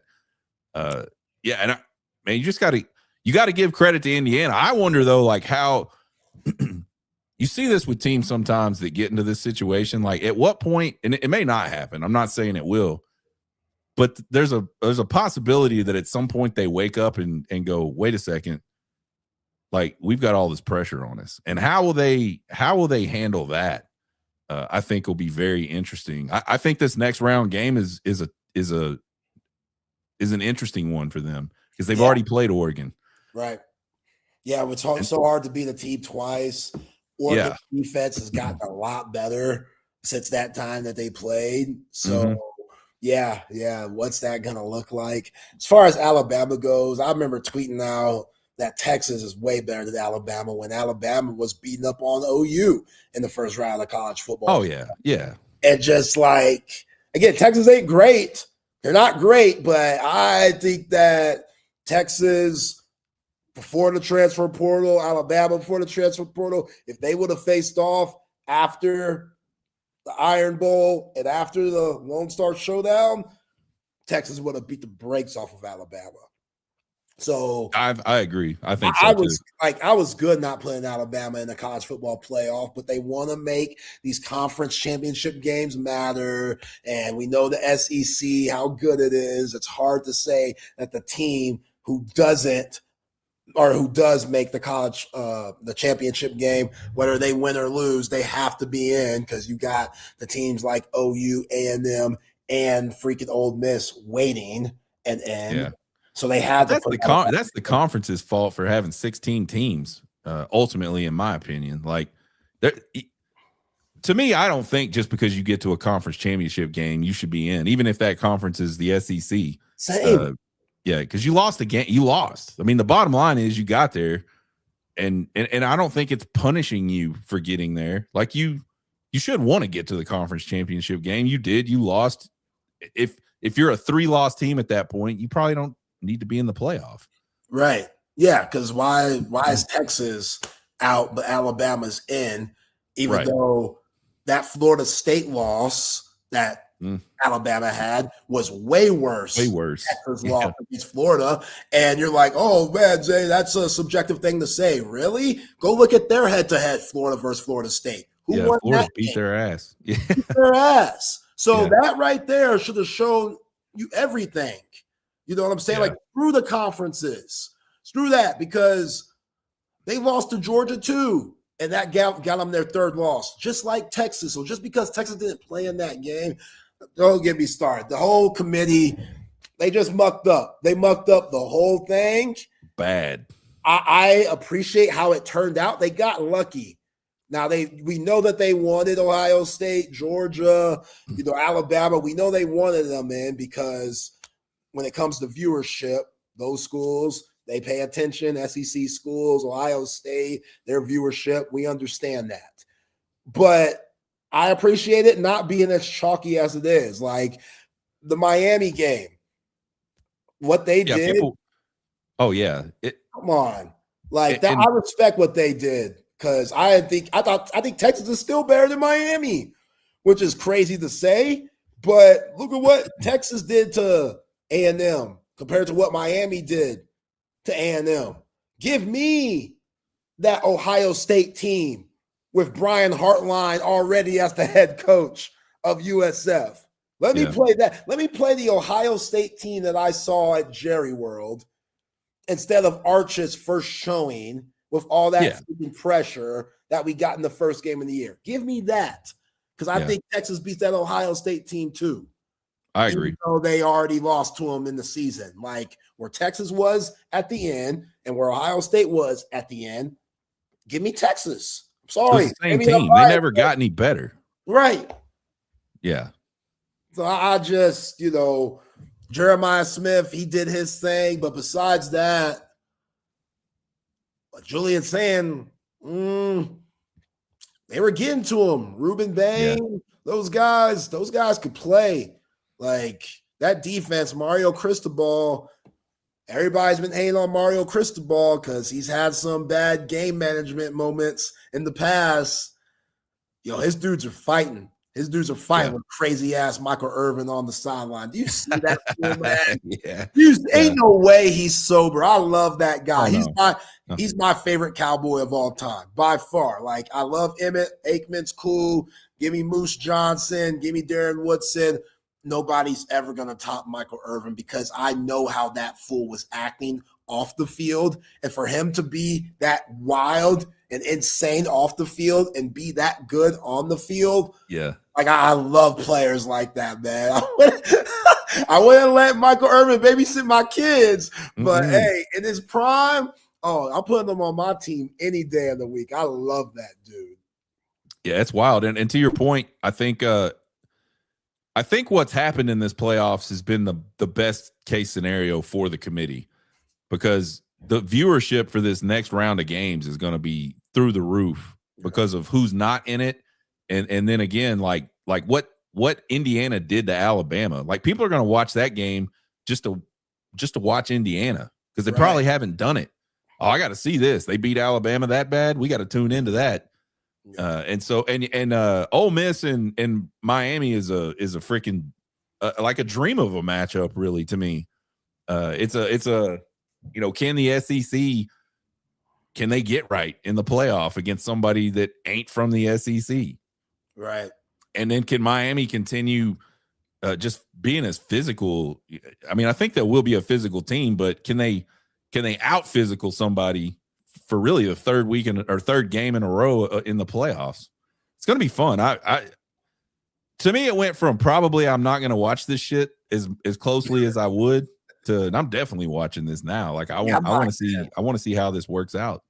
Yeah, I'm locked in too. And, Miami, Trinidad Chambliss, this is a different type of quarterback because Julian saying you don't got to worry about his legs. Marcel Reed, you do have to worry about his legs. His arm, not as much. And plus the way the wind was kicking in that game at College Station, Miami versus A&M.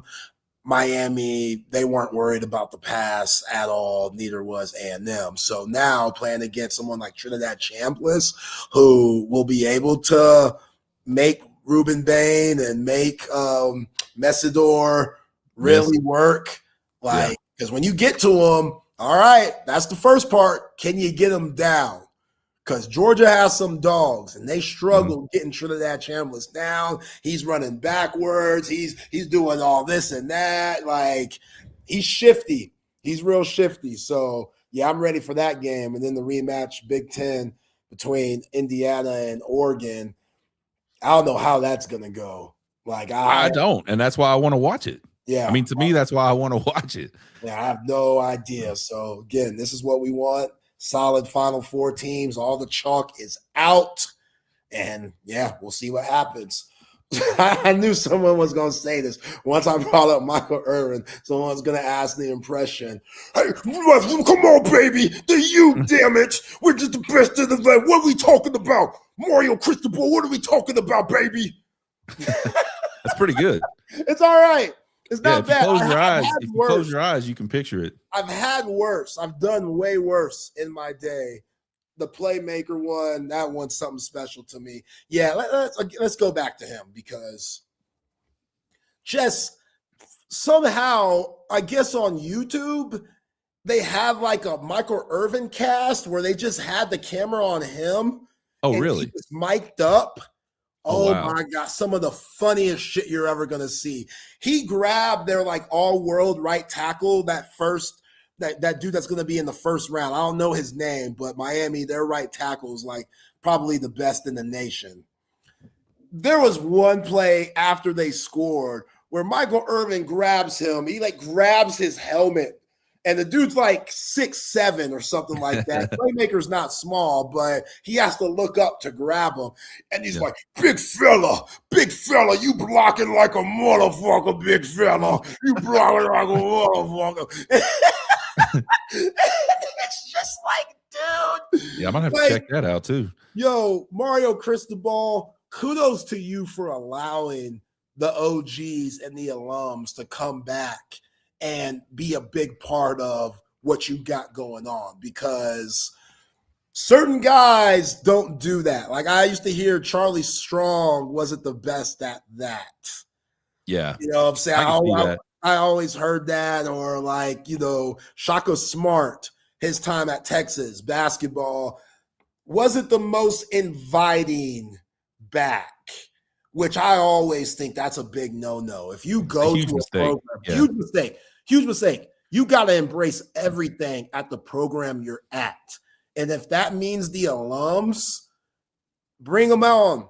Bring them back as much as possible. Have them on the field. They had Michael Irvin and Ray Lewis on the field. Both of those guys served time. Right. They won a lot of games too. They won a lot of games too. It don't matter what they did.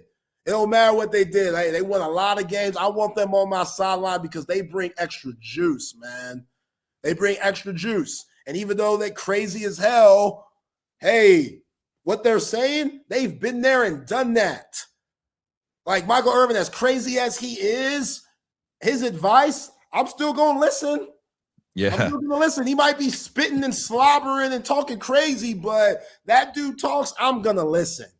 And Mario Cristobal, Jimmy Johnson on the sideline. Mm-hmm. Big part of Mario Cristobal's career is Jimmy J. Jimmy J was tearing up on the sideline and stuff. Like, it's cool. It's cool because I love old school Miami. I love those 30 for 30s that they dropped years ago, part 1 and 2. Like, I just love their culture. Uncle Luke, 2 Live Crew. Like, it's just fun. It's fun. Like the Felons versus the Catholics, that one, Notre Dame, Miami rivalry. Like, I like Miami winning. It's fun seeing Miami win again. But yeah, like Mario Cristobal, You got to give the flowers where they're due, man. He's done a hell of a job, and a lot of people wanted him out a couple of years ago, and now they're a couple of games away from winning the national championship. Gotta salute that dude. Yeah. Yeah. I'm not as emphatically excited about Miami being good as you are, Zay, but I think it's cool for those fans, the few of them that there actually are. It's cool for their school because, I mean, if you talk to Miami people, they seem to only remember like the 80s and 90s, early 2000s when they were awesome. They don't remember how terrible they used to be before that. But that's like what I grew up. That's like when I grew up, that was like Miami. They were good, real good.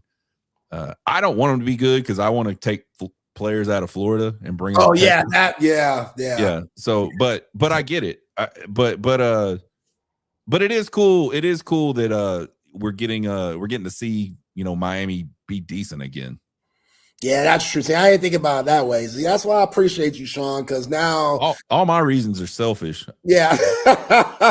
Now, as a Texas fan, you're right, because that crop in South Florida, Lord, man, like I don't understand it. Like, I don't get how just that, like Fort Lauderdale and Miami and North Hollywood, like, I don't understand just how that area of Florida, South Florida, can just produce so many stars, man. So many big-time players. And it starts early. Like, it's a lot like Texas that way. It starts at, like, the Pop Warner level. Because I remember there was a star show, like, on the like HBO. Yeah.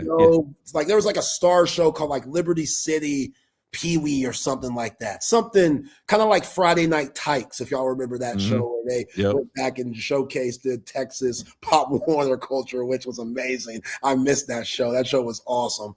But they had a version, and like these kids, they were all from tough areas, but when it came to football, oh man, they treated it like it was the pros.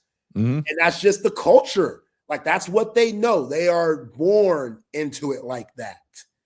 And Jeremiah Smith, he said it himself. Like, yo, if Miami was popping like this when I was in high school, I wouldn't be at Ohio State. That fool said that.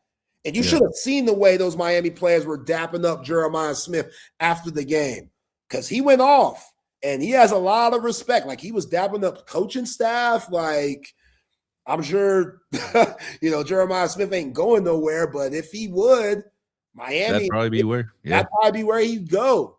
So just, that culture, you're right, man. Like, if you get guys out of there, which I'm sure Steve Sarkisian is going to continue to do, you're in a good spot because they love them some football down there in South Florida. Sure do. Yeah.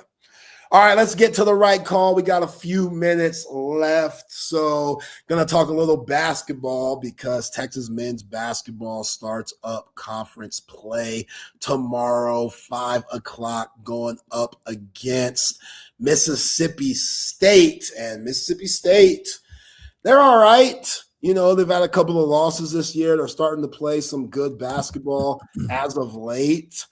They beat decent Utah team in Salt Lake City. They played at a neutral site, even though it was in Utah, so it was basically a home game. They played at the Jazz Arena, but they won that game. They were down double digits, came back, won. They beat Memphis, Penny Hardaway's team, a couple of weeks ago. So as of late, they've played some good basketball. They got a couple of guards to pay attention to. Josh Herbert, definitely pay attention to him. 6 foot, which I don't think he's 6 foot, probably about 5'10", but he plays a lot bigger than his size. He's averaging 21 points a game. He's insanely quick. Coach Chris Jans, who's known for his defensive philosophy, he lets him take any shot he wants. Any shot he wants. So when you got the green light like that and you're averaging 21, if you're Sean Miller, you better know where 12 is at all times. I don't know who they're going to put on him. I think that's a Traymon Mark matchup, a Kendall Weaver matchup. I do not want Jordan Pope guarding Josh Herbert. I think that'd be a really tough matchup, but he's going to have to guard somebody, and most likely that's going to be Jaden Epps, 6'2" guard, 16 points a game. So Mississippi State, they are very guard heavy, if you could slow those guards down, you got a good chance of winning. But this Texas basketball team, they've just been so up and down this year, especially when they play other Power 5 opponents. Now that you're starting conference play, you got to make better decisions if you're Sean Miller when it comes to this roster. You know, I think sometimes I see guys on the floor where I'm like, why is he playing right now? You know, if I like Nick Cody's one of those players, and I'm just like, I don't know if he could help. And I see Declan DeRue coming off the bench, barely playing. I've been talking about it all year. That power forward position, it's been a struggle. And in last game, they put Dalen Swain at the power forward spot. Offensively, it worked out. Defensively, not so much. But as my man Chan asked, what's it going to take for us to win? Just smart basketball. I mean, I know you probably want more than that, but taking care of the ball, taking good shots, getting the ball to Mathis, which Mississippi State has a center that's 7'2" and Quincy Ballard. So it's going to be difficult for Mathis to get those easy looks. I will say Dalen Swain, he needs to be able to go off in this game. You got to give him the keys more. I think sometimes Dalen Swain could be a little passive, and then you got guys, and this is what I mean by making the right decision, Sean Miller. You got guys like Tremont Mark and Jordan Pope taking majority of the shots. There's going to be times where that's the case, but overall, I need Mathis taking majority of the shots. I need Dalen Swain, number 2. That's what I need. Those are your 2 best players. They give you the best shot offensively to get easy looks due to their ability. And then the rest of your guys have to play off them. That's Jordan Pope. That's Tremont Mark. That's Kendall Weaver. That's Simeon Wilcher and everyone else in between that. So if we could get Swain and Mathis going, I like Texas' chances tomorrow. But if they can't stop Hubbard, it could be a long night at the Moody Center. Texas women got a decent win yesterday against Missouri. Started off a little slow, down 12, which is very uncharacteristic for Vic Schaefer's team. They were down 12 in the first half. Coach sat Rory Harmon down, put in Brianna Preston. And one thing I love about Vic Schaefer, he could care less if you're one of his top players. Whether you're Madison Booker, whether you're Rory Harmon, if you're not playing well, he's going to put you right next to him for a little bit. And he's going to let you know. Let's talk about it. Yeah, let's talk about it because you got to earn your playing time. Rory Harmon, one of the more decorated players in Texas women's basketball history. Like, I think she's one of the only players to have like over 10,000 points and 700 assists. Like, that's ridiculous. But even she at times needs a little check-in. She got checked. She came back in the game, Sean. She had 8 steals to end the game, a career high. Texas forced 30 turnovers. 30 turnovers. That's a lot. Against Missouri. Yeah, that's a ton. Like, they did that earlier this year against Baylor. Like, 30 turnovers. There's no way you're winning if you play a team and you have 30 turnovers on them. There's no way of winning. So they dealt with that. Madison Booker and Jordan Lee were terrific. Missouri, they were playing this very compact zone where they were just sagging everybody in the paint. It was weird. It was like a 1-2-2 zone. They weren't even going out on Rory Harmon. The only players that they would go out on was Jordan Lee and Madison Booker. And I felt like it caught Texas by surprise in that first quarter. Coaching staff did a good job of figuring out how to break the zone in the second half. And then they started getting easier looks. Add that with the turnovers they forced. They end up blowing open the game and got a good dub on the road. So even though it started off a little scattered and just a little uneasy, Vic Schaefer got his girls right, and they end up getting a double-digit win. Now they got Ole Miss on Sunday, which will be a ranked matchup, one of their tougher opponents of the season. So we'll see how that goes. Texas basketball, conference play underway. Tomorrow, Mississippi State. Sunday against Ole Miss. Texas women get their first home conference debut. But hell of a show, Sean. Appreciate you, my guy. Sean, thanks for having me. Horns Takes podcast. Check them out there. Let's bring in the guys from Open Gym, Patrick, and the Ole Miss rebel himself. Yeah. Ole Miss blue. Proud, the Ole Miss hat. Matt in the building. Yeah, don't Matt? Looking good, dog. I see the glow. Yeah, don't forget the Eli Manning jersey back here. I mean, Manning. Look, I still don't believe it, honestly. There were so many different things that happened at the end of that game where I was like, okay, they have 1 second left. They're going to get an 80-yard, Saints. You remember when the Saints did that like lateral thing and scored the touchdown or whatever? Like, I just knew that was going to happen given my history with Ole Miss, and I just knew heartbreak was coming, but it didn't happen. I'm still shocked. I am too. Oh, that's the good stuff, man. Yeah. Out to Charlie Weiss Jr. Beat Golden. Trinidad Chambliss still rolling, but can't wait to listen, fellas. Happy New Year, y'all. Sean, Happy New Year. Y'all be cool. Appreciate you guys. Welcome in to Open Gym here on Texas Sports Unfiltered. Myself, Patrick Davis, alongside Matt Galatzan of Texas Longhorns on SI. And of course, you, the third member of Open Gym. Text lines open 512-222-9328. And over there on the chat, Facebook, Twitch, X, and on YouTube. Matt, I feel like you're in a pretty happy mood today. Feels like it's a good Friday show. That was the best sports moment of my life, Patrick, I think. That and like 2005 Vince versus USC, I think, were the two best sports moments of my life. I was ready to mail it in after the fumble return for a touchdown by Georgia. But somehow Ole Miss was able to claw their way back in. And I think it's really weird to say, and it sounds hyperbolic, but I actually think that I believe that Ole Miss is better without Lane Kiffin right now. I mean, I think it definitely unified the team more. Like it gave them something to go for, and especially the defense as well. That defense is just like, dude, we never even came for you. We came for Golden, so get out of here. So it does feel like they're very intent on what they're doing, and to be able to come in and everything we saw the last couple of days there in the playoffs, it's been a lot of fun. So we got a lot to get into today. We've got we got to talk about Texas, the Cheez-It Bowl, or the bowl, and the portal opened as well. And there's a coach who's not coming back. There's a lot happening, Matt. But did you have a good New Year's Eve? Did you have a good time ringing in the new year before you got to then watch your Rebels advance in the playoffs? I did. We went out and we got this ticket that gave us access to like 4 of the bars on our street that are all owned by the same people. So we kind of moseyed back and forth between the lot of them, and it was good. I feel like that's probably going to be the last time I go out on New Year's for a good portion of my life, more than likely, but that's okay.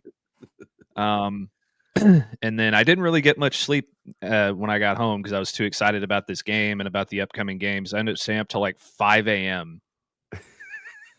And then I fell asleep for like an hour and woke up and it's like, all right, I'm just going to power through it. I'm going to watch the Tech Oregon game, and I slept through that entire football game. But I was able to rally just in time for Ole Miss and Georgia, and it was worth it for sure.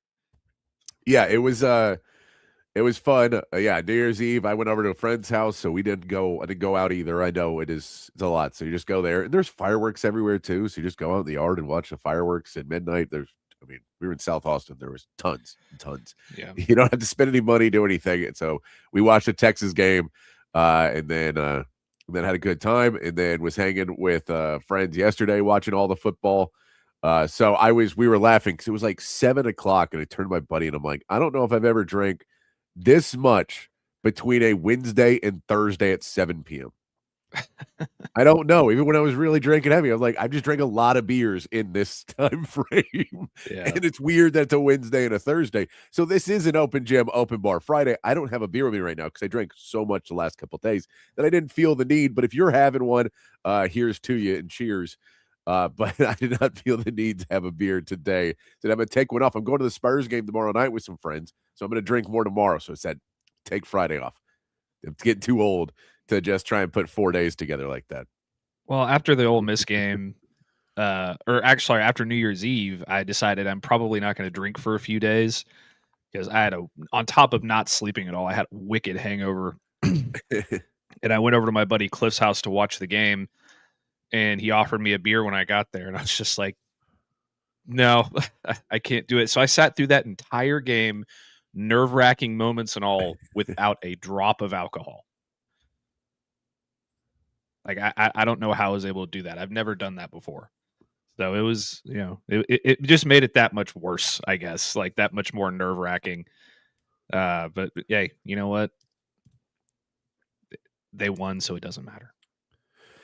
Yeah, they got the win. That was very big. But yeah, it was a good couple days hanging out and back here on a Friday. Appreciate you hanging out with us. First things, right now the Liberty Bowl is happening right now. Navy just scored. Matt, I wanted to get your opinion on the helmets. I don't know if you've seen. I think they've worn them before, but the Navy helmets that they are wearing. Here is a picture of one of them. That's one of the pictures of it. Apparently they're all like hand painted. Sometimes there's just too much, Sometimes too much for you. Yeah, just why not just wear the normal helmet? I mean, that looks like that's terrible. It just looks like too much. It's too much for me. That's all. I think it would be cool. Like, that's a cool piece. It doesn't look right on a football field. Yeah, like I would probably buy that helmet and display it. Yeah. But I don't want my entire team wearing it. No, and that was one of the things at the Citrus Bowl yesterday. Happy New Year, CB. One of the things about the Michigan-Texas game was that you got the classic unis. And it was like you didn't have kind of stuff. You're like, oh, I like this. I like the classic unis. I like it being clean.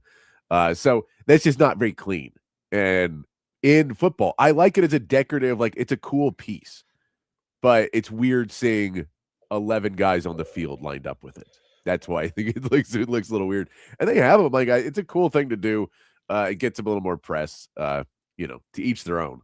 I'm happy that Texas doesn't come out with crazy helmets like that all the time.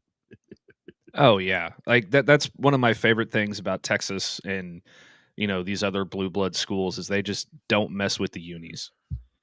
Like that Texas Michigan uniform matchup is so elite, especially when it's the all white Texas versus the blue and gold Michigan. Yeah. It's one of the best uniform matchups that there is.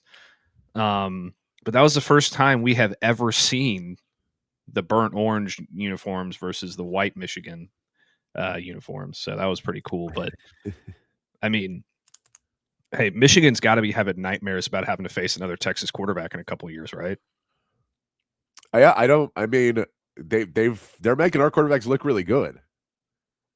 Is that going to be the recruiting pitch now? Or with Dia Bell, you're like, hey, Dia, don't worry, man. Coming up, you're going to get to play Michigan. And you're going to go for like 400 plus total yards and 5 touchdowns. It's guaranteed. It's guaranteed, man. Let's get into it a little bit. I don't think he's going to get a bonus. LSU, because Ole Miss is not giving the bonus. So unless Texas Longhorns on SI is giving you a bonus for Ole Miss winning games, I'm not quite sure that you would get that bonus. But it's the fact that LSU has got to be like, LSU's like, we kind of said that assuming that they weren't going to win games. We kind of said all that just assuming. Hey, well, you know what? If I think that he gets $500,000 if they win the semifinal, and I think he gets $1 million if they win the national championship. LSU's so mad right now. Oh, I'm sure that just makes it that much sweeter, man. Just like, hey, we're gonna have to take that portal offer back. It turns out we got to shell out another $1 million to Lane Kiffin. Here's my question to everybody, and everybody in the chat, you can answer this. Patrick, you can answer this as well. Right now, we're guaranteed to get a new national champion in terms of like new head coach winning a national championship for the first time ever. Yeah. It's 3 relatively likable teams in Miami. I can't get behind Miami being likable. But so my question is, with all the Lane Kiffin stuff and everything that's happened and the way that game went last night, is Ole Miss America's team right now in this playoff? Like, is everybody cheering for Ole Miss, or is it just Ole Miss fans? Like, generally wondering, or genuinely wondering. I don't know. Because I can tell you, Big Ten, like there's such a hatred for the SEC that I don't think they're going to be America's. I think people just don't want the SEC to win, and so there's that. But yeah, and by the way, when you say likable teams, Kirk Cignetti is possibly the least likable person on the planet. He is, but Fernando Mendoza is incredible. Fernando Mendoza is a likable guy, but yeah, Kirk Cignetti is an extremely unlikable person. So just one of those guys who's like up by 30 points and frowning and being like, "This is not fun. This is football." Dude. Yeah, he's trying way too hard to be Nick Saban, I think. Yes. And it's working so far. It's working so far. All 4 of the coaches, by the way, are Lane Kiffin disciples. That's crazy. Isn't that crazy? Or Nick all Saban 4 of these guys were on Lane Kiffin's staff, or on Nick Saban's staff at one point. Yeah, I mean, that makes sense. Nick Saban he's got a great track record. Mm-hmm. Yeah, so it's been Cignetti is just watching that game and then they're just dominating and he's still mad. Hey, calm down, man. Calm down. Take it down. And CB, he's probably taken something before a game, like not illegal something, but just something like, there's guys who drink like 5 Red Bulls or, take whatever, over the counter thing. It just gives you way too much energy. That guy is ripping lines of Adderall and chugging Monster Energy drinks right before he runs out of the tunnel. I guarantee you. It's all legal, but the way he's doing it's probably kind of strange. It's something like that. Yeah, it is. It's interesting. We get into more of it as we get into the playoffs and recap the games and look forward to now what we've got going forward. And once again, the bye weeks were deadly for almost everybody. And that concept going forward, the teams are now going to be like, we don't want the bye. Nobody, we just want to play football. It's not good to have a bye. It is 1-7 right now. Thank you, Alabama, for not making that 0-8, but you could have made it an easy record, but Alabama didn't want to play football. So and Indiana's really good, but Alabama did not play very well. But Matt, we did get news so far in the portal. I don't know if anything's happened since we've been on for 15 minutes.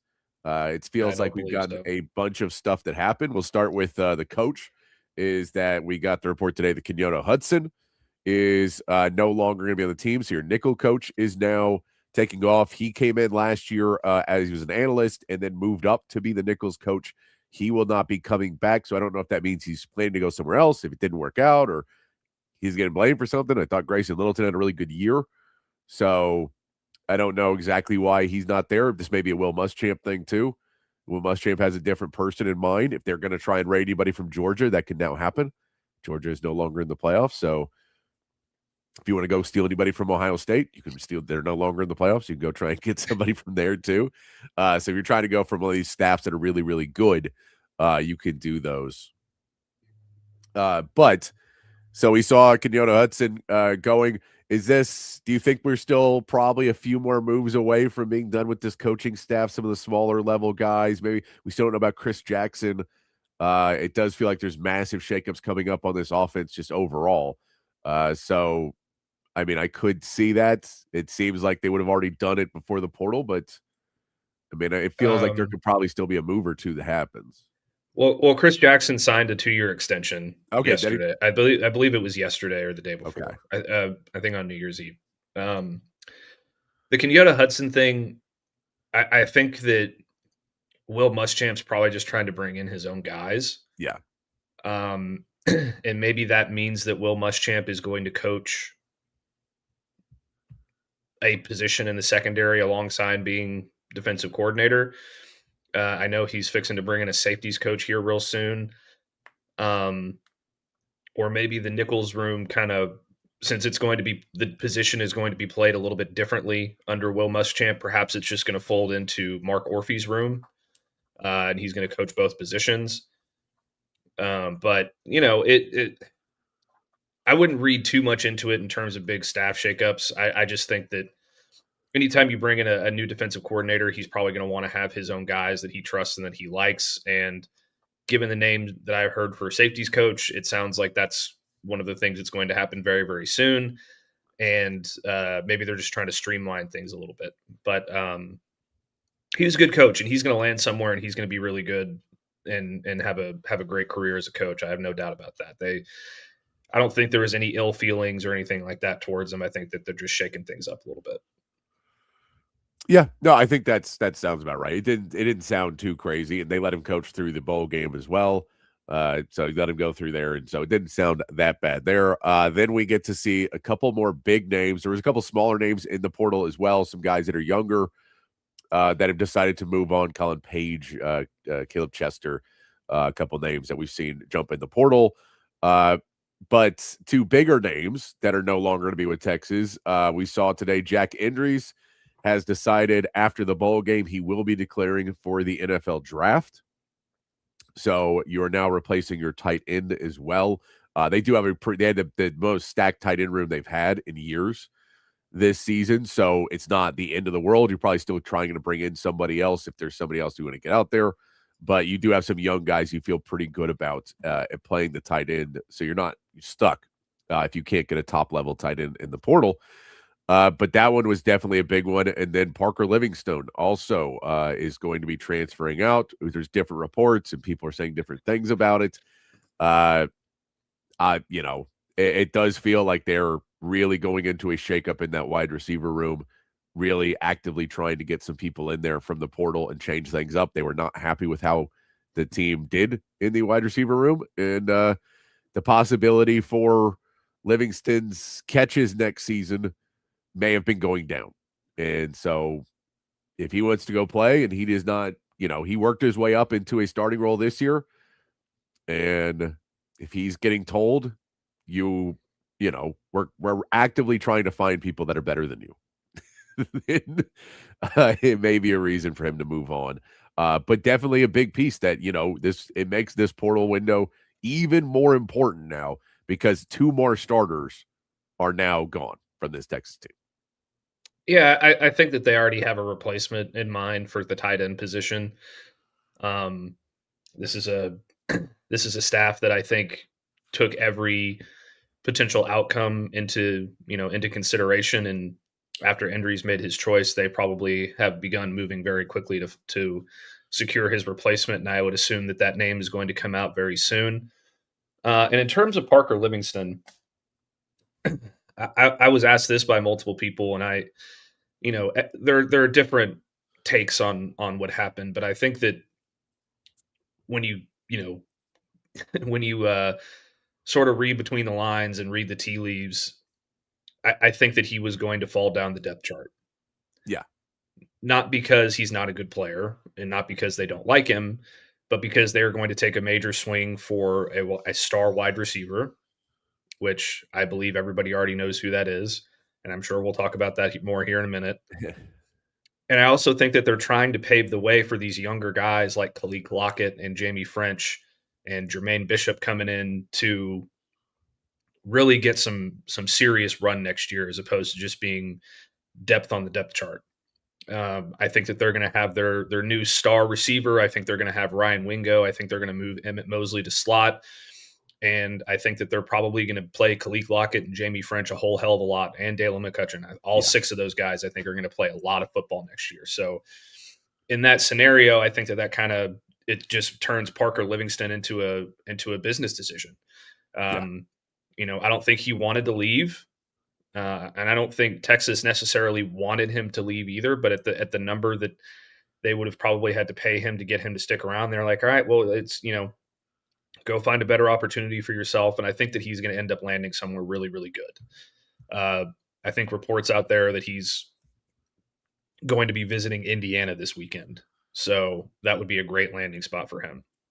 Yeah, no, that would be a really good landing spot. So yeah, it's, there's some of these guys like DeAndre Moore, Parker Livingston, you feel like they wanted to be Longhorns, and this is just a tough decision year for Sark.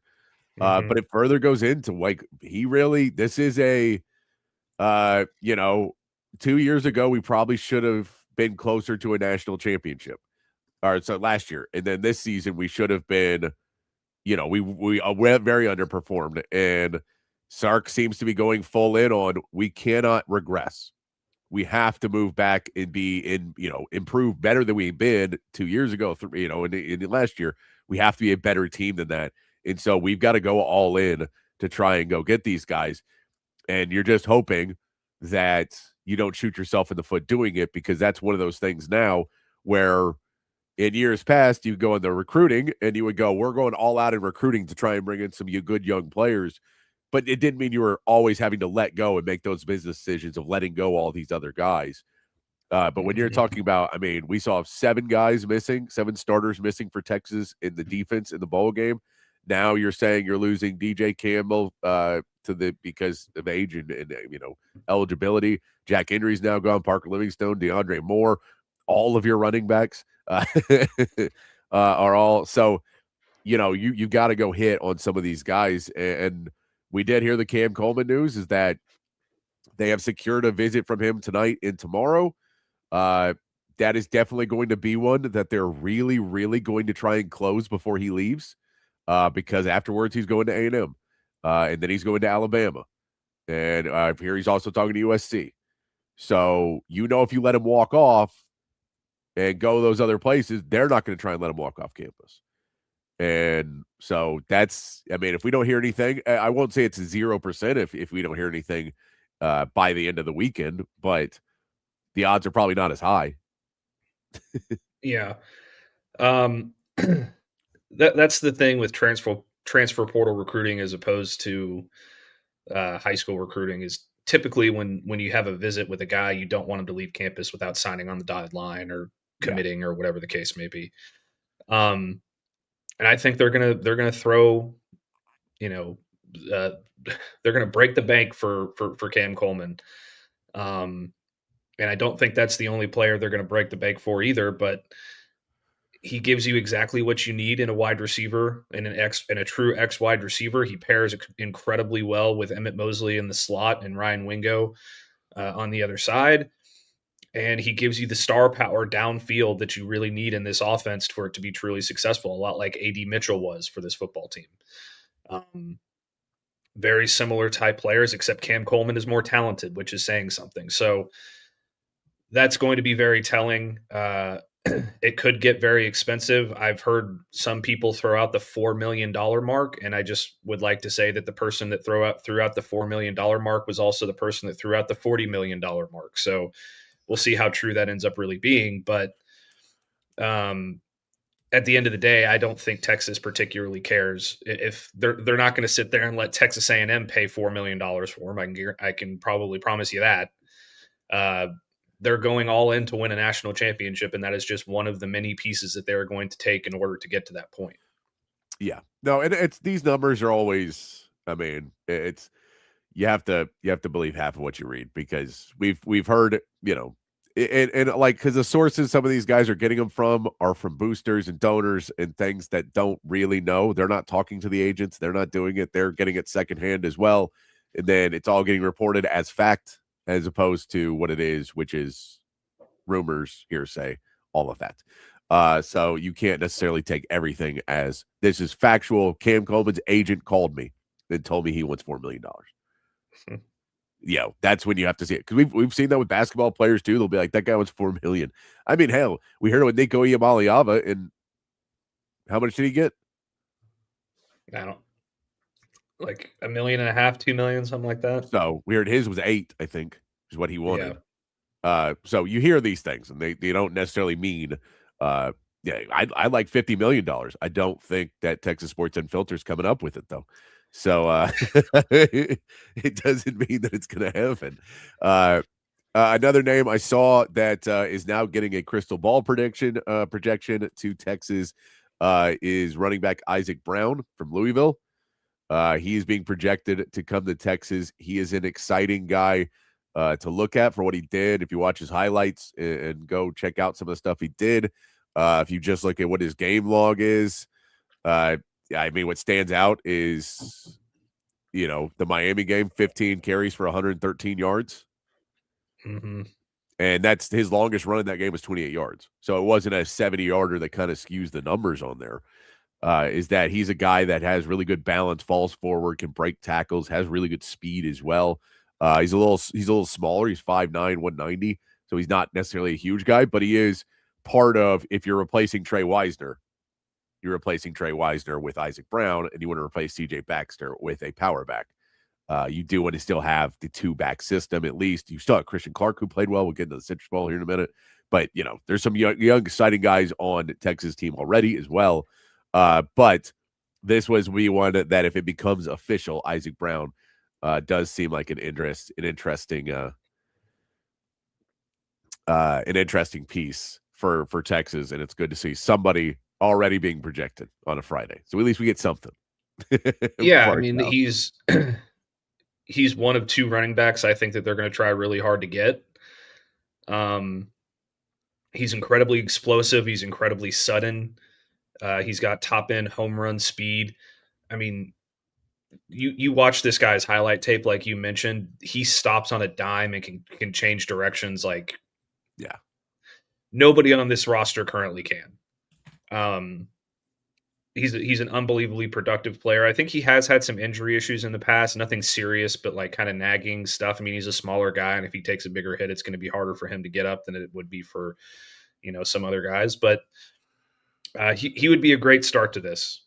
But I know the first question that everybody is going to ask is that if you get Isaac Brown, does that mean Jaden Ball is a no-go? And I don't believe that to be the case. Has Ball even entered the portal yet? He has not entered the portal yet. And I think Florida is trying really hard to keep him. Yeah. But if he does enter the portal, even if Texas has Isaac Brown locked down, I would imagine that they're going to go very hard after him as well, and which would ostensibly give Texas the best 1-2 running back punch in the country. Yeah. No, I agree. I think they're going to try and go because they want a power back. Again, this is a team that consistently has had red zone problems and not been able to run the ball in short yardage. And part of that's offensive line, but part of that was just not having that back who is really good at it. And so that was kind of what CJ Baxter was supposed to be, the 1-2 punch this year. So you're trying to add that back in. You need as many weapons you can. You mentioned it too. There's always injury history with a lot of these guys now. So you want to be able to be secure that you're not, if you look at his season this season, he had a few games where he just didn't play as much, was a little hampered in the middle, and then came out with 4 straight 100-yard rushing games to end the season. So we can see he's still playing well. It doesn't seem like there's lingering effects of any injury, but it is, all right, is he going to get nicked up? And then we're playing a big game, and he's just nicked up. It's the SEC. You get nicked up, and then you're stuck without having a real running game for a few games. You don't want that. So you want to be able to have at least 2 guys you feel really confident in. So yeah, I think they're still, whether Jade Ball gets in and they go after him or another name, I think they will still be going for another running back because you lost so many. I mean, you lost a bunch of running backs, so you might as well go ahead and try and get someone else in there.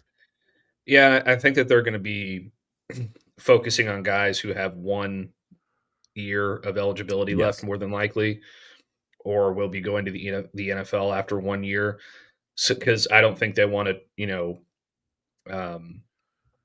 step too much on the toes of Derek Cooper, who's projecting to be the future running back star of this football team once he, gets into the starting lineup. So it would be a hell of a 1-2 punch. I can tell you that. Yeah. That it doesn't get much better than that. No, and I think, again, if you're looking at like what Indiana's doing right now, you look at how old that Indiana roster is and how much experience that Indiana roster has. So you do also want to have more experience on your roster because the more games played at this point, the better odds you have for your team being able to consistently provide you what you want, because now you have you're able to scout them better. Where, you're picking guys that you feel can be really good competitors, and they just grow and get better. So it does feel like experience is something that was missing this year for Texas. We knew it was going to be a young team, and it would surprise me if Sark doesn't try to address that a little bit more too. Of, all right, in the transfer portal, we don't need to try and be so young. The idea is, man, wouldn't it be great to not have to do this every year? wouldn't it be great to have some consistency? And the reality is that that ship may have sailed for the time being. So you kind of got to keep going back out there and go get people. And so we'll keep seeing more names pop up. It is, I did think we were going to see more like immediate stuff, but teams are playing a little bit closer to the vest. They're not trying to be as blatantly obvious for tampering. So, you have to wait for the names to get in the portal. So everybody started putting their stuff in either last night at midnight or they started doing it in the morning, which I think a lot of people did it this morning because you would see that there was like 32 people in, I think, in the morning. And then by noon, there was like 500 people in there. So it's the database grows and they're putting more and more people into the portal. Now you have to do that. Then that's how you can actually contact them. And that's how you can have the actual conversation as a coach with these players. Because before that, you can't really even talk to them to make sure that you're not getting somebody that you don't want on your team. You've done all your due diligence and everything else, but at the end of the day, it does it does leave you trying to figure it out. But yeah, is there been other big names you've heard, Matt, of interest? I know there's a defensive lineman too. I didn't write down his name. That they've got coming to campus. There's actually 3 other guys that they have. 2 of them are there right now or are getting there today.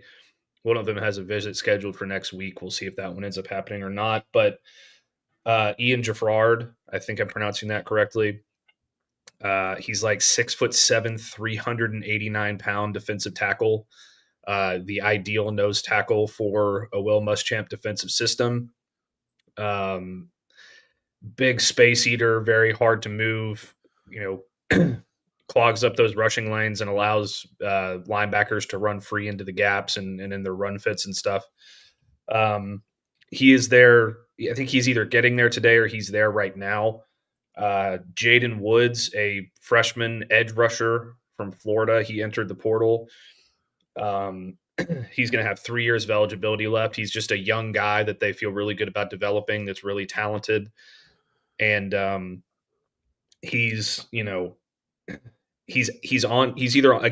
on campus or he's getting there very soon. And that is a guy that I would not expect to leave Austin without being locked up. I think you can feel pretty good about that one if you're a Longhorns fan. Really, really good player. And then Robert Woodyard, the linebacker from Auburn, also supposedly has a visit set for next week. They were trying to nail down the day. Again, ideal linebacker for a Will Muschamp system. He's big, he's physical, he's violent, he's fast, he's really good against the run. And in the Will Muschamp system, middle linebackers aren't going to be asked to do as much in pass coverage. And that's kind of where he struggles a little bit. So, it would be a really great fit with him. I think Miami is also trending with him though. So that one might be a little bit more of a situation where Texas has to find a couple of other guys, but I do think they have a couple of other guys in mind there. And then also, apparently Wardell Mack is reconsidering his options and is likely going to be back next year. There was some reports that he was planning on entering the portal. It appears those have been reversed to a certain degree, and they believe that he will be back now. And I have also heard rumors that Derek Williams could be coming back as well, and not end up leaving in the portal. So that would be 2 really big wins right there as well. Yeah, that'd be good to bring some of those guys back. That'd be very nice. As for James Peoples, Shaddy, I think James Peoples is going to be a good back. I'm not sure if he's somebody that they would add to be a piece for next season, like a big piece, because he wasn't a huge piece for Ohio State this year. Like, he's a decent player, but he wasn't like he underwhelmed at Ohio State this year. They wanted him to do a little bit more. And so I'm not sure when you walk through and you go, we wanted somebody who is, I think they want to bring in somebody who's a 1-year guy, like Matt said.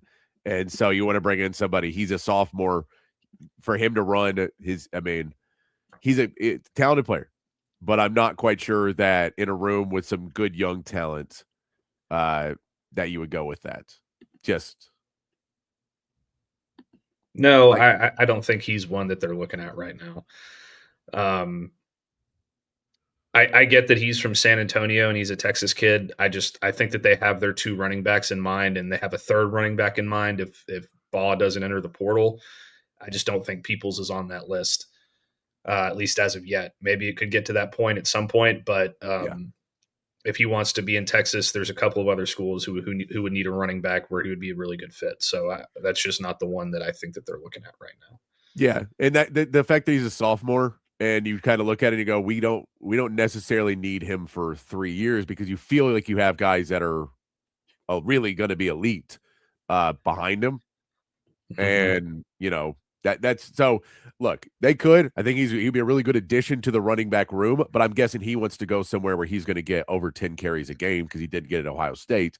So he will definitely not get guaranteed 10 carries a game at Texas. So that would be if they would come in, they go, we're going to give you basically the same work share you got at Ohio State, if that. Yeah. And Chan, I believe that it is still trending that way. Yes. I don't think he's made it official yet, but I believe that is the plan right now, is for him to stick around for another year.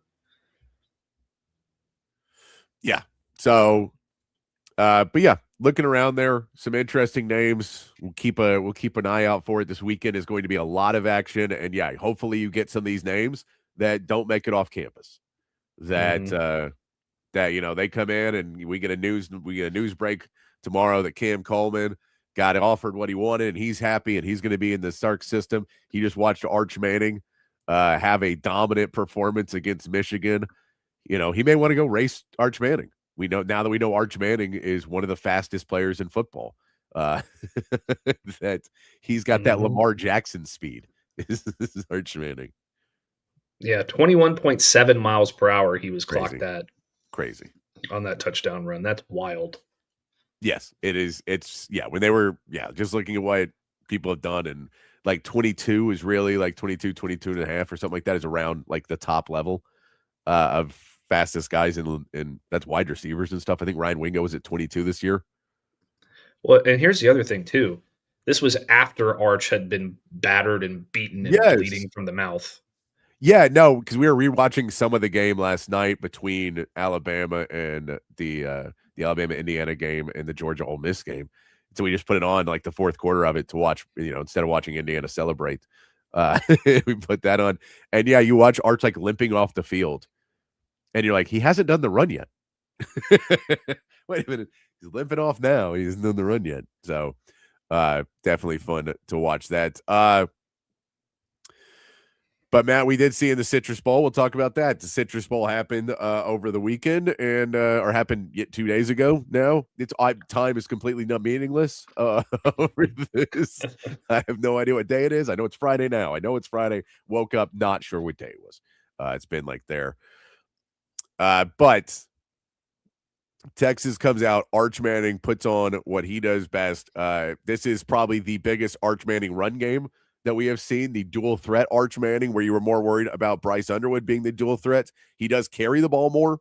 He had some success, 4.9 yards per carry for Bryce Underwood. He was able to make his legs work, but the 9 carries for 155 yards for Arch, throwing in also 221 passing yards, 2 touchdowns. Really got it going for this Texas team. The offense seemed to be clicking. The offensive line played better than they played in a while. Now, part of that was Michigan missing some defensive linemen who are really good pass rushers. But seeing Christian Clark go for 100 yards was very nice. I know Michael Terry only got 1 carry, so Matt's very upset about that, because feel like Michael Terry was a name that came up a few times in the pregame. Yeah. I thought that he was going to be more involved, but he was not. That I was pretty surprised by that, but maybe they were just riding the hot hand, because Christian Clark was unbelievable. He was running with so much more purpose and confidence, I think, than he had been running with early on in the season. And I think that really showed, and it proves why they were so excited about him heading into the season. Yeah, the kinds of things that he's capable of. I mean, he's so quick, and he's very hard to get your hands on. I heard the Bijan Robinson comps to him before the season started, and I don't think that's quite there. No, but he's going to be a really good addition to this running back room next year. Like, if they bring in the 2 guys that we think that they're going to bring in, plus him, plus James Simon, this is going to be a really, really deep, talented room. and he should have a lot of success. I mean, he's kind of an ideal third down back if you think about it. Yeah. I mean, we saw early in that game when he stepped up into the pocket and took on that block that was huge for Arch there early in the game. I mean, if he can do things like that consistently, he's going to find himself some really good playing time next year, regardless of who they bring in. Yeah, no, I mean, it has to make you happy. You can't judge everything on one game, but him consistently getting yardage, him being able to fall forward, like I know it's, but like just being able to power yourself, because like when I say fall forward, it seems simple, but it's about being just elusive enough that a guy can't get right in front of you and push you backwards and stuff. You can get around them enough to go get those extra yards for you, to keep your legs pumping. All those pieces, he just did so well finding the holes as well, which was, I think early in the season, he couldn't find the holes. And that's why he kind of played less during the season, was it just felt like he wasn't quite seeing it. In this game, it looked like he saw it and was able to get in the right place, be a little bit more patient, but go and attack the holes right. So all that stuff gave you a lot of hope for Christian Clark. Makes you feel good in a room that, you know, you did lose Trey Wisner, you lost CJ Baxter, and then you still had through 235 rushing yards. And I get Arch was a lot of that, but I don't think anybody would have said if Texas is losing all of their running backs, they're going to have 235 rushing yards in this game. Well, it really shows what Jabbar Jaluk can do, doesn't it? Like, he was only there for a few weeks, but it seemed like Christian Clark was a different running back. Yeah. So, I mean, think about what he's going to be able to do with James Simon and Michael Terry and Derek Cooper, and, you know, with an entire offseason to mold these guys. It's just going to be that much better. And you got to give credit to the offensive line. They struggled a little bit early. Yeah. In pass protection, but their run blocking was very good all night. And that's something that we hadn't seen all year, was consistent blocking in the run game. So that has to make you feel good as well, that when they get some more talent in there along the interior, that there's a good chance that Texas will be okay in that department next year. Yeah. I mean, we look across in the wide receiver room, a lot of good addition, a lot of, you know, well-played balls. Ryan Wingo still had a couple of drops that you didn't want to see, but, you know, overall. It was a penalty on one of them anyway. They just declined it. But there was, you know, a few different things that played well. Khaleke Lockett had that big catch, which was good to see Khaleke Lockett get the big catch out there. Little upset about Dalen McCutcheon as well. That was another guy that, I mean, when we said the two guys we were most excited to watch were Michael Terry and Dalen McCutcheon. It wasn't the most fun watching them because Michael Terry, one carry, got stuffed, and Dalen McCutcheon just dropped, 2-3 balls in this game. Yeah, he dropped a couple. One of them was one of the most unbelievably placed throws that I've seen in a long time, too. Like, you got to catch that one. You got to help your quarterback out, man. Yeah. It was a little upsetting to see that from Dalen McCutcheon, but overall, you think, okay, for whatever reason, that wasn't his game. We've seen him play all right already this season, so I think you'll be a little bit better with him. Another offseason for him. But, yeah, seeing Khaleke Lockett get in the game and some of those receivers, Arch Manning spread the ball around enough. You like to see that as well, that you're not just having to stick to the one thing. They did not run the wide receiver screen to start the game. It's kind of upsetting. I was shocked. I couldn't believe that. They ran a screen to Jack Endries, but it wasn't the Ryan Wingo play. It wasn't the Ryan Wingo play. They need to open every single game with that play next year. Every single game. Just to continue the meme. And, you know, this is a game that was close early, but a lot of that was the Ryan Niblett fumble, which you just hate to see. Niblett's been so good for Texas. You know, that one ends up just being unfortunate. The ball comes out and it kind of turned the tide. But once Texas defense started to pick up, it really changed the game. And, of course, 3 interceptions by Bryce Underwood, you know, going to the fourth quarter and everything, where Texas just started to take control of the game. But that's kind of the biggest story to me, was that this defense woke up in the second half, and where in the first half, I was cutting them some slack because you are out 7 starters. Like, you were really not in the place where you could expect the defense to be elite with so many players going. Your defensive coordinator is fired. Like there's just so much change in so many different places. Even though you get a month to get ready for it, it did seem like a little bit of a there was going to be a little bit of a lapse, but they allowed 10 points in the second half. Were able to go run the ball out offensively, get the ball back in their offense's hands, and the defense seemed to really step up. And Colin Simmons is still the dude. That dude is just fun to watch play football. Yeah, cements himself as the best pass rusher in the SEC, by the way. He ended the season leading the SEC in sacks after that game. Cassius Howell had it. He had a playoff game to expand that lead, and he wasn't able to do anything in that game. Colin Simmons comes in and does a really great job against Michigan. He was so disruptive. I was super impressed with the defense. Like there was obviously some holes there at different points. Cade Phillips had a really rough series trying to tackle at one point there. Kobe Black went down with an injury, which put Warren Roberson in the game, and then he actually played really well. Didn't commit a penalty, which I was surprised by. And he had that hit on the Michigan tight end, which I was just like, holy shit! Like he might have concussed both of them out of the game, but Roberson was able to come back. Wardell Mack stepped up and got a pick. The closing speed on Bo Barnes is insane. That sack that he had of Bryce Underwood, he was shot out of a cannon. And then there was another play by Tyanthony Smith, another tackle by Tyanthony Smith where he closed just insanely fast. And obviously he had the 2 picks as well. So there was just guys stepping up in multiple different areas, young players as well, which was really, really good to see.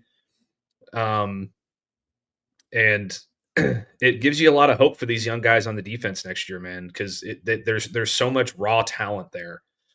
And if Will Muschamp can hone these guys in and really, develop that talent the right way, it could be a really special unit. I think Tyanthony Smith is a great fit for his the Will Muschamp off-ball linebacker spot, and Bo Barnes is a great fit for the middle linebacker spot. I do think that they're still going to bring in linebackers in the portal, obviously, but I was super impressed by both of those guys when they were on the field. And I thought Brad Spence played well too. And also, props to Johnny Nansen. I thought he did a tremendous job. I thought he called that thing so much better than PK would have in a tight game. And again, no disrespect to PK. He did great things at Texas, but that just seemed like a lot more aggressive of a defense than I'd really seen all year long outside of the A&M and Oklahoma games. Yeah, no, I agree. I think, the second half was, again, he really honed it in, and everything seemed to hit its stride there in the second half. They started to figure it out, went in, made the adjustments, and were ready to go. And I also did believe, too, Michigan was not going to play as well in the second half because I had no faith that Biff Poggi was going to come out there and give them the halftime speech that they needed. His pregame speech was whack, too. He's just like, I love you guys. Go out there and have fun, and let's see what we can do. It's just and look, that was a really physical game. Both of those teams really wanted that one. And I agree, CB. The refs were awful in that one. Oh, there was a point in that game where we're watching. I'm like, and I don't care. It's like, you guys get this is supposed to be fun, right? It's a bowl game, man. Like we can't call everything all the time. And it was just flag after flag. Oh, it was frustrating. They almost as bad as the refs in the Ole Miss Georgia game. They called the one face mask on when Bryce Underwood is coming through that was questionable. His hand's on the face, but I don't know if he grabs it.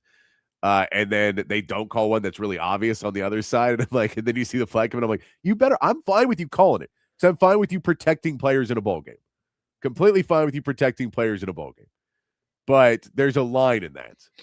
And they did not find it, and they just got too flag happy in the Texas game. It was rough. It was rough in the Georgia Ole Miss game as well.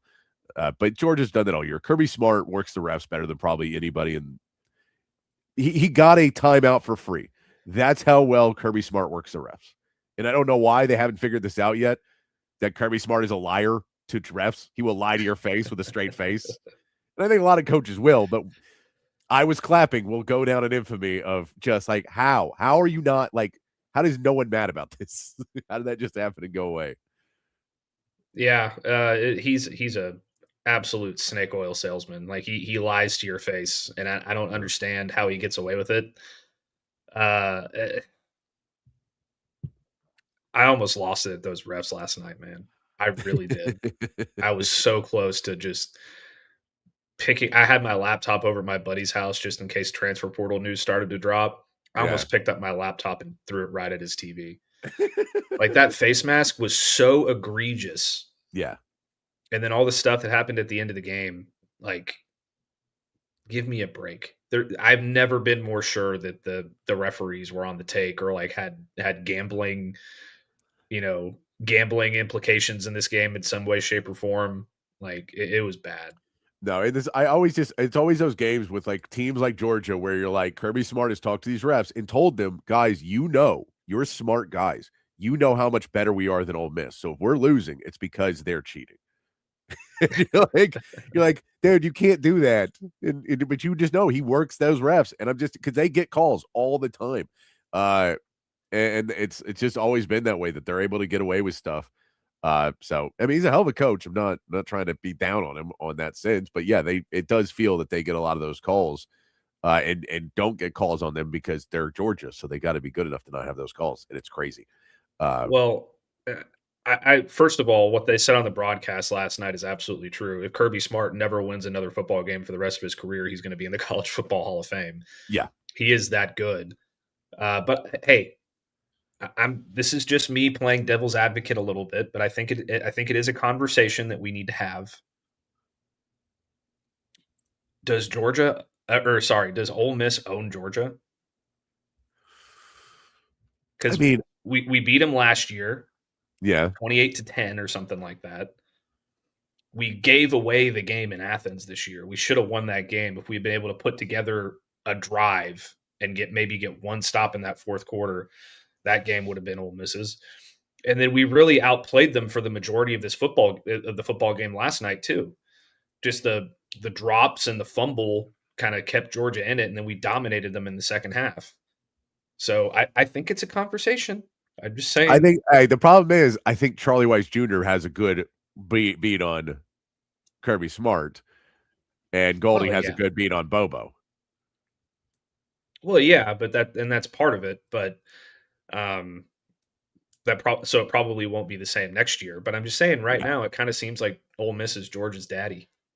Did they lose to him this year though? But we gave that one away. Oh, you gave. Okay, I got you. I got you. Hey, look, you won the important one. So yeah, it does. I don't know. It was a lot of fun. I want to get more into an hour or two. We'll talk more about the rest of the playoffs and go more into that Ole Miss and Georgia game as well.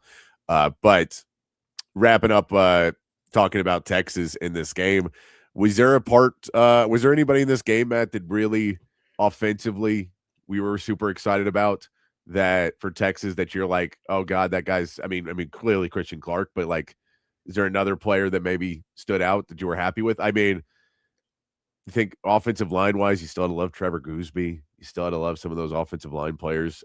Maybe not Connor Robertson snapping the ball to nobody, but hey, he did make a great snap on that fourth down. The little trick. I love that. That was a great play. Yeah, that was unbelievable. And that's got to, I mean, I'd have to ask my brother because he used to deep snap when he was in high school, but that's got to be a lot harder to do than it looks, like snapping it through two guys' legs. Yeah. Into the right spot. Offensively, I mean, obviously Arch Manning is going to be the top of everybody's conversation.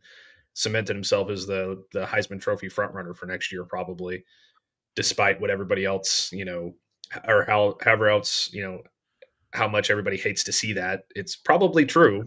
But Paul Feinbaum is back on board. Oh yeah, absolutely. It's just going to be the same thing we saw last summer, except now he's going to be able to handle it a lot better, I think. But I think that the one guy that I was pleasantly surprised by was Khalil Lockett.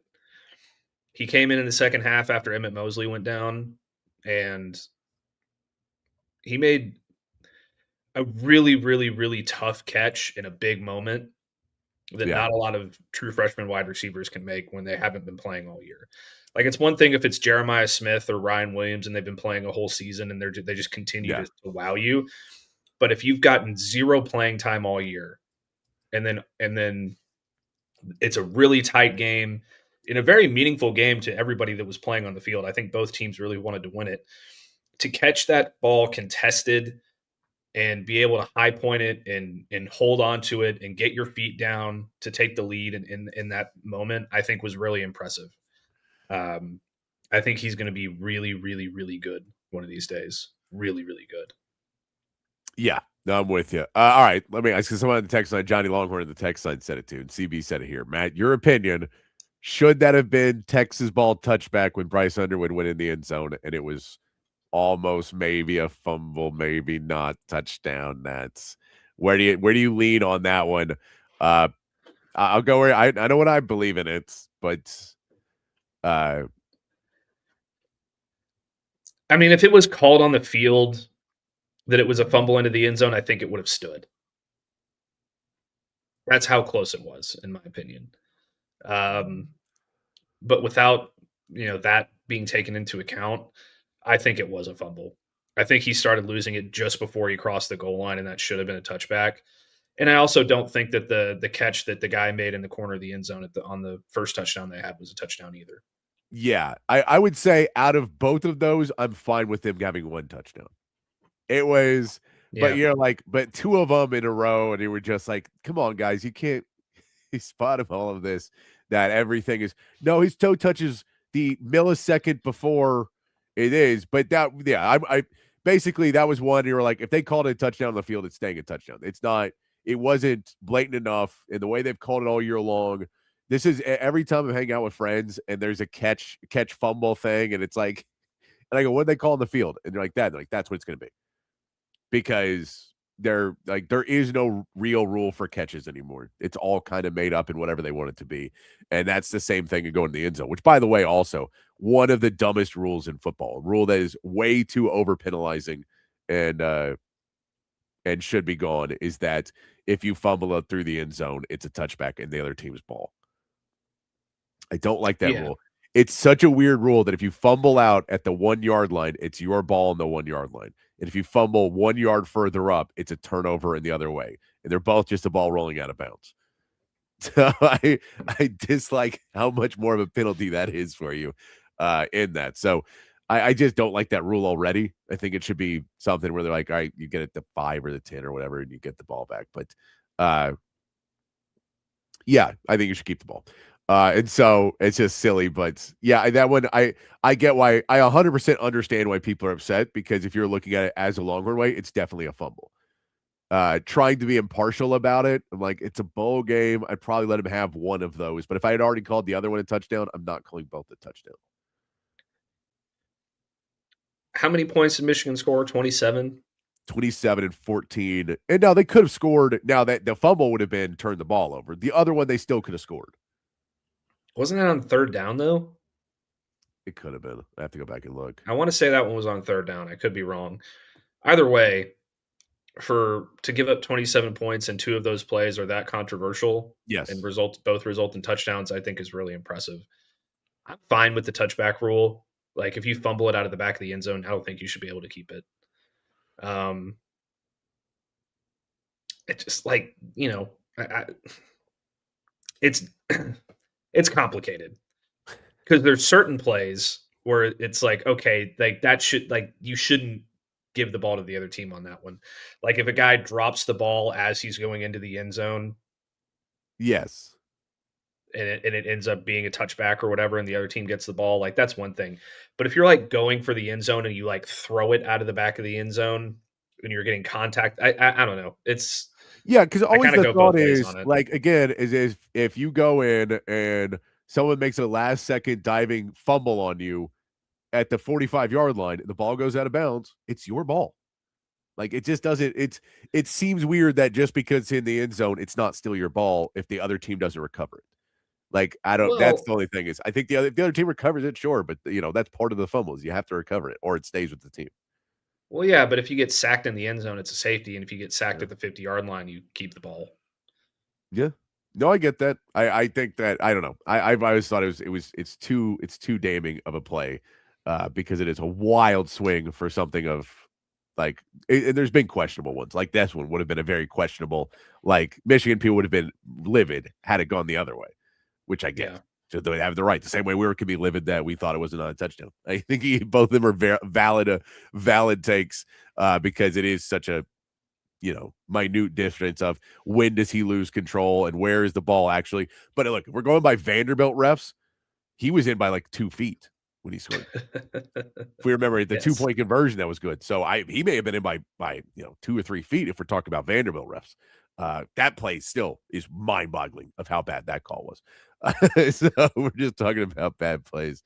And Woodcrest, I think there was reasons why Lockett wasn't playing as much earlier, and the same reason why Christian Clark, he looked better in these games, but that does not mean he would have been ready 6 weeks ago to go up there. So I'm excited for Blake Lockett next year for sure. I think that just kind of proves that the 15 bowl practices that they had very important were extremely important because it got both of those guys ready to go, and they were preparing as big contributors for this football game, and they were ready to go in big moments. Here's the other really interesting stat about this game, and I tweeted this. Everybody remembers Vince Young having an unbelievable game against Michigan in 2005.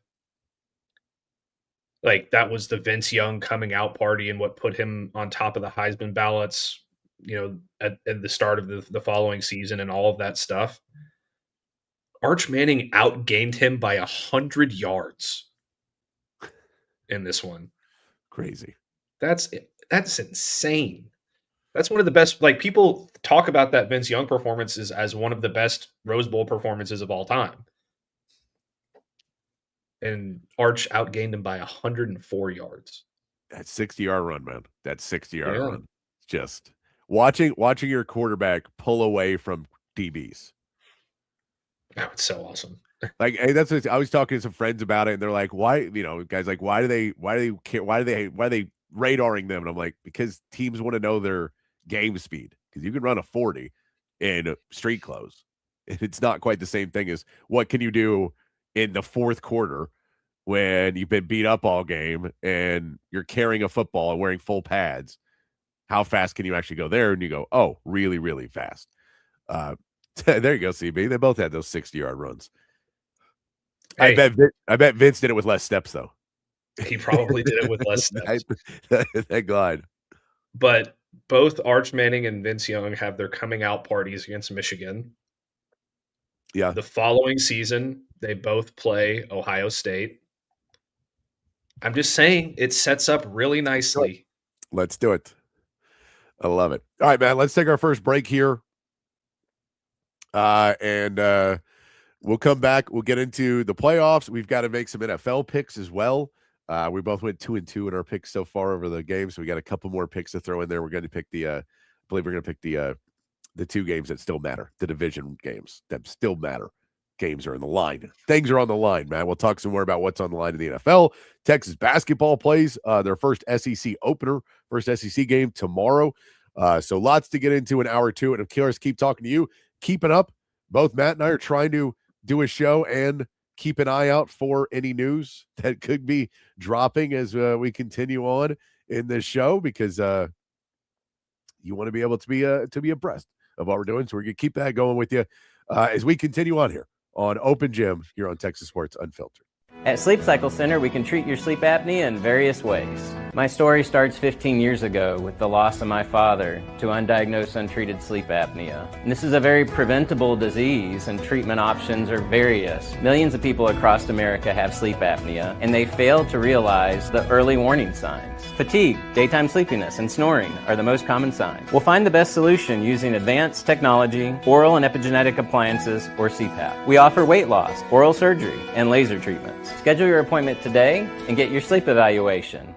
If you're looking to remodel a kitchen, renovate your bathroom, or maybe add some new life to your outdoor space, reach out to our friends at McCall Custom Homes. They are custom home builders and renovators here in Central Texas, and they've been doing it in Central Texas for more than 40 years. It's a father-son team with a ton of experience, and all of that experience is here in the Austin area. So they know what it takes to turn an Austin area home into something truly, truly special. Right now, our friends at McCall Custom Homes are offering free estimates to TSU listeners so they can come out to your place, hear your vision, they can tell you what they can do, and then you can go from there. Don't just take my word for it. Check out their website, McCallCustomHomesATX.com. Look at the gallery of jobs they've done over the last 4 decades. And then when you're ready, again, reach out to them and they will come to you. McCallCustomHomesATX.com, or you can call or text Mike McCall directly at 512-633-9580. It's McCall Custom Homes. We build value into your home. Hi, this is Tom McKay, owner of Audiovisual Consultations, and all of us at Audiovisual would like to wish you and your family a happy holiday season. This time of year can get a little hectic, so we want to remind you to relax, enjoy the season with your family and friends, and give us a call at 512-255-8678 for all of your home entertainment needs. This is my favorite time of the year. I love the holidays, the music, the decorations, the presents, the whole darn thing. So this year I'm asking all you listeners to help make this a special holiday for everyone. Smiles are contagious and free, so let's give them away like the government gives away your money. Let's high-five strangers on the street. Hold the door for people behind us. Tip your servers more than they've ever been tipped before. Give to a charity, or hell, give to a bunch of charities. If someone does a good job, tell them they did a good job. Pat someone on the butt. Sing in public places just because it feels good. And as always, hug your kids until they beg you to stop. Watch some games with your friends and make love to your wife or your husband. I know there's some women listening too. You can still give us a call at 512-255-8678 if you'd like to get some cool electronics. But more importantly, have a great holiday season and a fucking awesome next year. Welcome back to Open Gym here on Texas Sports Unfiltered. Myself, Patrick Davis, alongside Matt Galatzan of Texas Longhorns on SI. And, of course, you, the third member of Open Gym. Text line's open 512-222-9328 is the text line number. Or you can hit us up right there on the chat, Facebook, Twitch, X, or, of course, over there on YouTube, where most of you reside for us. And we appreciate you hanging out with us here on a Friday. It is an open bar, Open Gym Friday. But as discussed, Matt and I are sober today. out of old man resting needs. One of my favorite injury reports from the Spurs back in the day was Tim Duncan, old. Like the reason why he was out is like, he's too old, man. Can't be out there. So yes, it's I don't know the last time, if ever, I drank for like 2 days starting early enough on a Wednesday and a Thursday. On the weekend, I've done it plenty. You watch football all day on Saturday and Sunday, and you drink on Saturday and Sunday, and I'm used to this. Was weird on a Wednesday and Thursday, and then you're like, it's Friday now, so it's throwing me off completely. But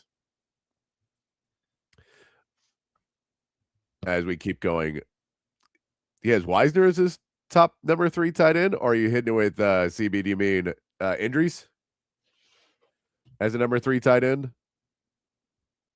That's probably injuries. I can see that being accurate. Okay, yeah. No, I mean, I think that's about right. Jack Indries is, I think people are going to look at this season and kind of chalk that up to not necessarily him being at fault as much. And when you get those guys who can block well enough and catch, they're always going to be a prospect of the right size in the NFL. So there's going to be a part of it where they're going to be excited to be able to get a guy like him. Yeah, I mean, I think he's going to be a prototypical, modern day NFL tight end, a lot like, those tight ends they have in Buffalo, just, an athletic guy that can move, but can also hold up and blocking and do those kinds of things. I mean, he's going to be really good. I wish he had a better season, but there was just too much dysfunction early on. And once they got it figured out, it was a little bit too late, but he's going to be a good pro. I have no doubt about that. I do have a couple of pieces of portal news for you, Patrick. Okay. What you got for me? First off, there is a program that is drawing some buzz for DeAndre Moore out of the portal. Okay. According to Greg Biggins, DeAndre Moore is expected to take a visit, or has heard from Colorado, and other schools that he's been included in the conversation with have been Ohio State, UCLA, Kentucky, and LSU. So a couple SEC teams, a couple Big Ten teams, and a Big 12 team.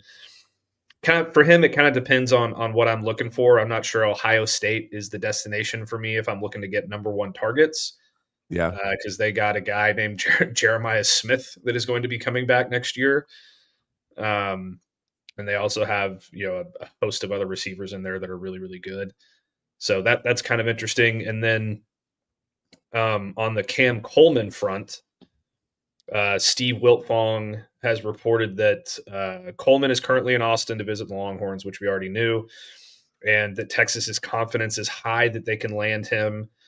He's going to take the A&M trip after the Texas trip, but he's also hearing from multiple sources not to sleep on Texas Tech in this recruitment. Texas Tech is ready to present Coleman with a significant NIL offer as well as being featured in the offense, and that they are definitely a team to watch. Here's the thing about that, and I get it. Like a big NIL offer is a big NIL offer. Texas is also going to make a big NIL offer, and so is Texas A&M. Who do you want throwing you the football, Cam? Well, I mean, look, he'll put up numbers in the Big 12. I mean, they'll lose their first playoff game again because their offense was garbage, but their defense is really, really good, but their offense was terrible. No, I'm with you. I think it's who do you want to have throwing you the ball? Who do you want your coaches to be? Who do you want to be there? Dude, Kentucky's interesting. They're going all in, man. Well, I mean, they got Will Stein now, so they got a coach that I like is a young, interesting coach.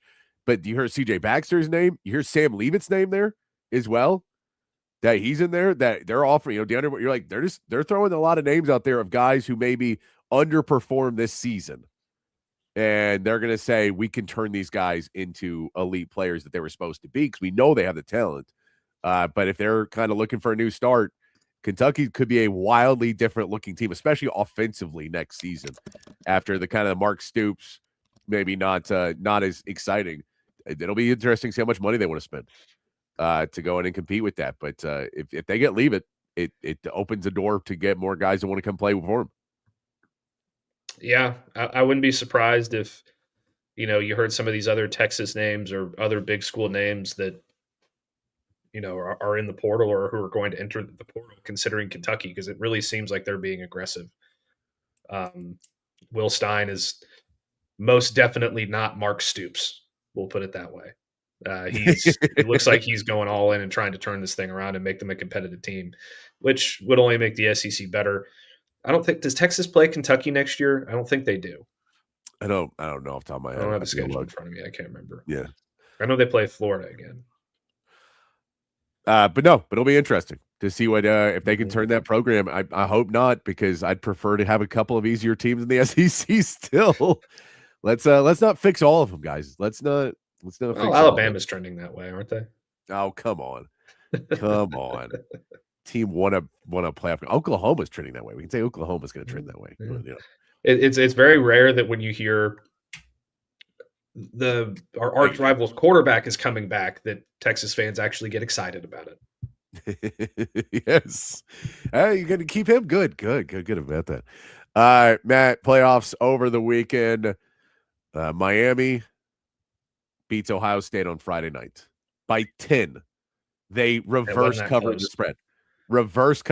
They were 9.5 point dogs. They cover 10 the other way.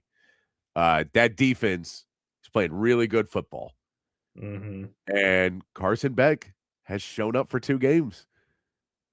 He's played well enough. He's done what they need him to do and not ruin the game like I thought he would do and play really poorly. And they can run the ball. Mark Fletcher at 4.7 yards per carry. They're running the football well. Like, this is an interesting Miami team now because their confidence has to be through the roof. Yeah, they're really good. I underestimated them in this one. I think I probably overrated Ohio State a little bit, but I really underestimated Miami. I do think it's a little bit disingenuous of Texas A&M fans to come out and say, like, oh, we would have beaten Ohio State if we had just finished that one against Miami. Like, that's not the same. Like, you can't do the... You're right, and we would have beaten every team in the playoffs by 30. It's not real. Yeah, the transitive property of college football does not work. But I was really like that Miami front. on defense is unbelievable. Like Ruben Bain had 9 pressures in that game. He was making Julian Sain's life a living hell. And that's how you have to beat Ohio State. And credit to them, they did it. It's going to be a much different matchup for them against Ole Miss because you got a quarterback that can really move around a lot. Yeah. But I'm legitimately scared of that football game.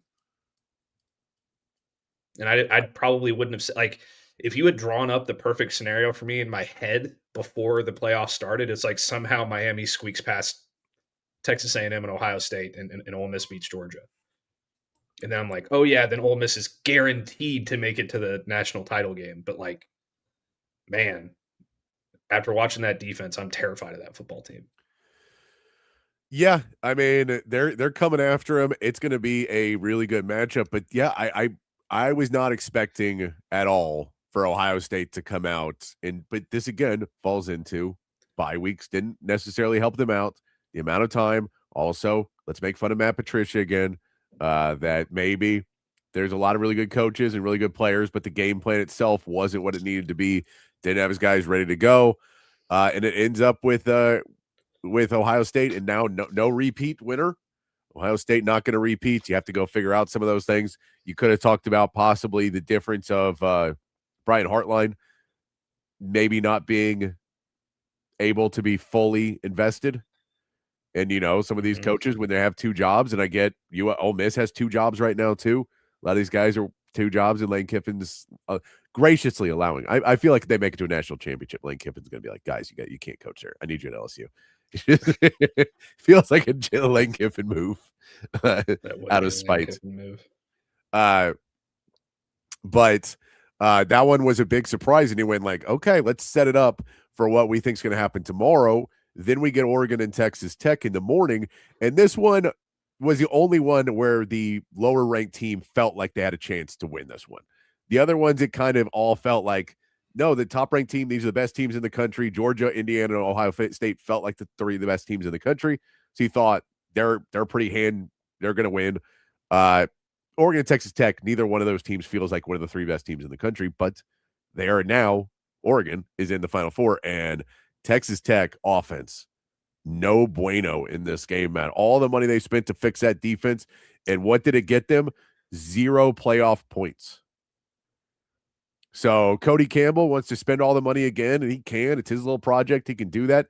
But, man, you have to be pissed off. If you spent millions upon millions of dollars, you make it to the playoffs, win the Big 12, and you play your first playoff game ever, and you don't score a point.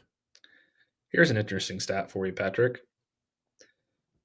Former Texas defensive tackle Byron Murphy has scored more points in the college football playoff than Texas A&M and Texas Tech combined.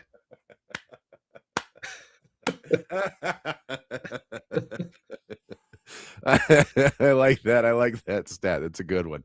It's not hard to do. It's Brian Murphy. It's not that hard. You know, we put up points in our games. So yeah, we just saw they weren't, they ran the ball. Jacoby Williams was able to run the football, right? But they didn't stick to it because they got so far behind. They had to start throwing the ball. And then, yeah, we see Baron Morton be Baron Morton and look like he is like the guy that we thought he was going to be. 2 interceptions, no touchdowns, 137 yards. Didn't really look like he was ever get anything downfield and push the ball and get it going. And once they got behind, it was over. There was no way they're going to have the firepower to slow down Oregon. And so, you were in it in the first half, 6-0 at half. You got to think, okay, guys, we're pretty in this. All we got to do 1 touchdown, we're winning. And then Oregon started to figure it out offensively, because at that point, their offense is on the field so much more than the defense. They're rested. Oregon's defense is rested. Texas Tech, even though they're really talented, is just getting tired by the end of the game, and Oregon starts to take over with their speed and everything else that they've got going for them. And just not a prolific performance from Dante Moore to say anything, but did enough to get some points on the board. And then Texas Tech, nothing. Yeah. Like I mentioned, I slept through almost this entire football game because I didn't sleep the night before. But I went back and rewatched some of it. Man, Dante Moore is really good. He can just spin into tight spots, and he's such a pure quarterback. I love watching him play. It's just like Oregon is such a tough football team, and I don't think they get credit for it because that's a really physical Texas Tech team. It's really physical, and they went toe for toe with them offensively against that really good defense, and they beat them into the ground. Jordan Davison is also awesome. He's like the 240-pound running back that they have. He's so good. I love watching him play too. But here's my thing, and I know that, my Big 12 listeners are probably not going to like what I have to say here. The Big 12 is glorified Group of Five. It really is. You spend that much money in the transfer portal. And I've got Texas Tech fans that I know that are in my ear like, oh, the SEC isn't shit. Like the Big 12 is real football. This is America's conference. Like we're going to put just as many people in the NFL as the SEC in the next couple of years. And you come out and you play like that. Imagine what would have happened to BYU had they had to go up against Ole Miss in round 1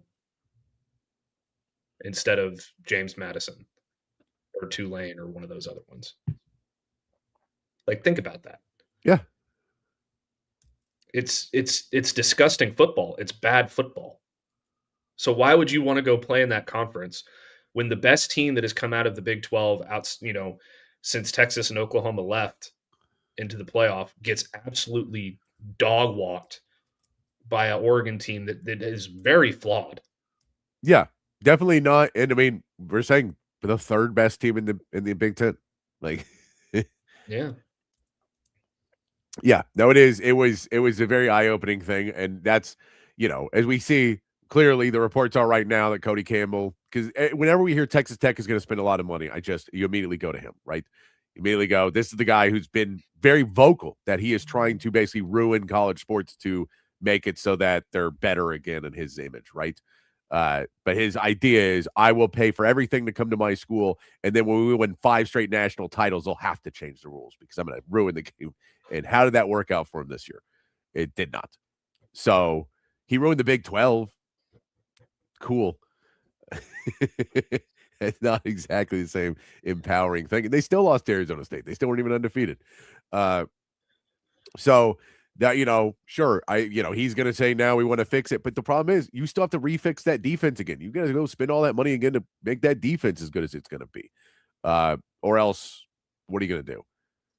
I don't know if you're going to be able to keep that going. So you got to pay all that money for that defense. You pay all the money for the defense, and now you got to pay it on the offense. You got to find yourself a quarterback. I don't know who their quarterback's going to be. So are they keeping Barry Morton? I think that they're going really hard after Brennan Sorsby from Cincinnati, is what I've heard. But he's also been connected to LSU as well. So yeah, but that's, again, you're taking another Big 12 guy, leaving him like you're not elevating and putting him with a top level quarterback.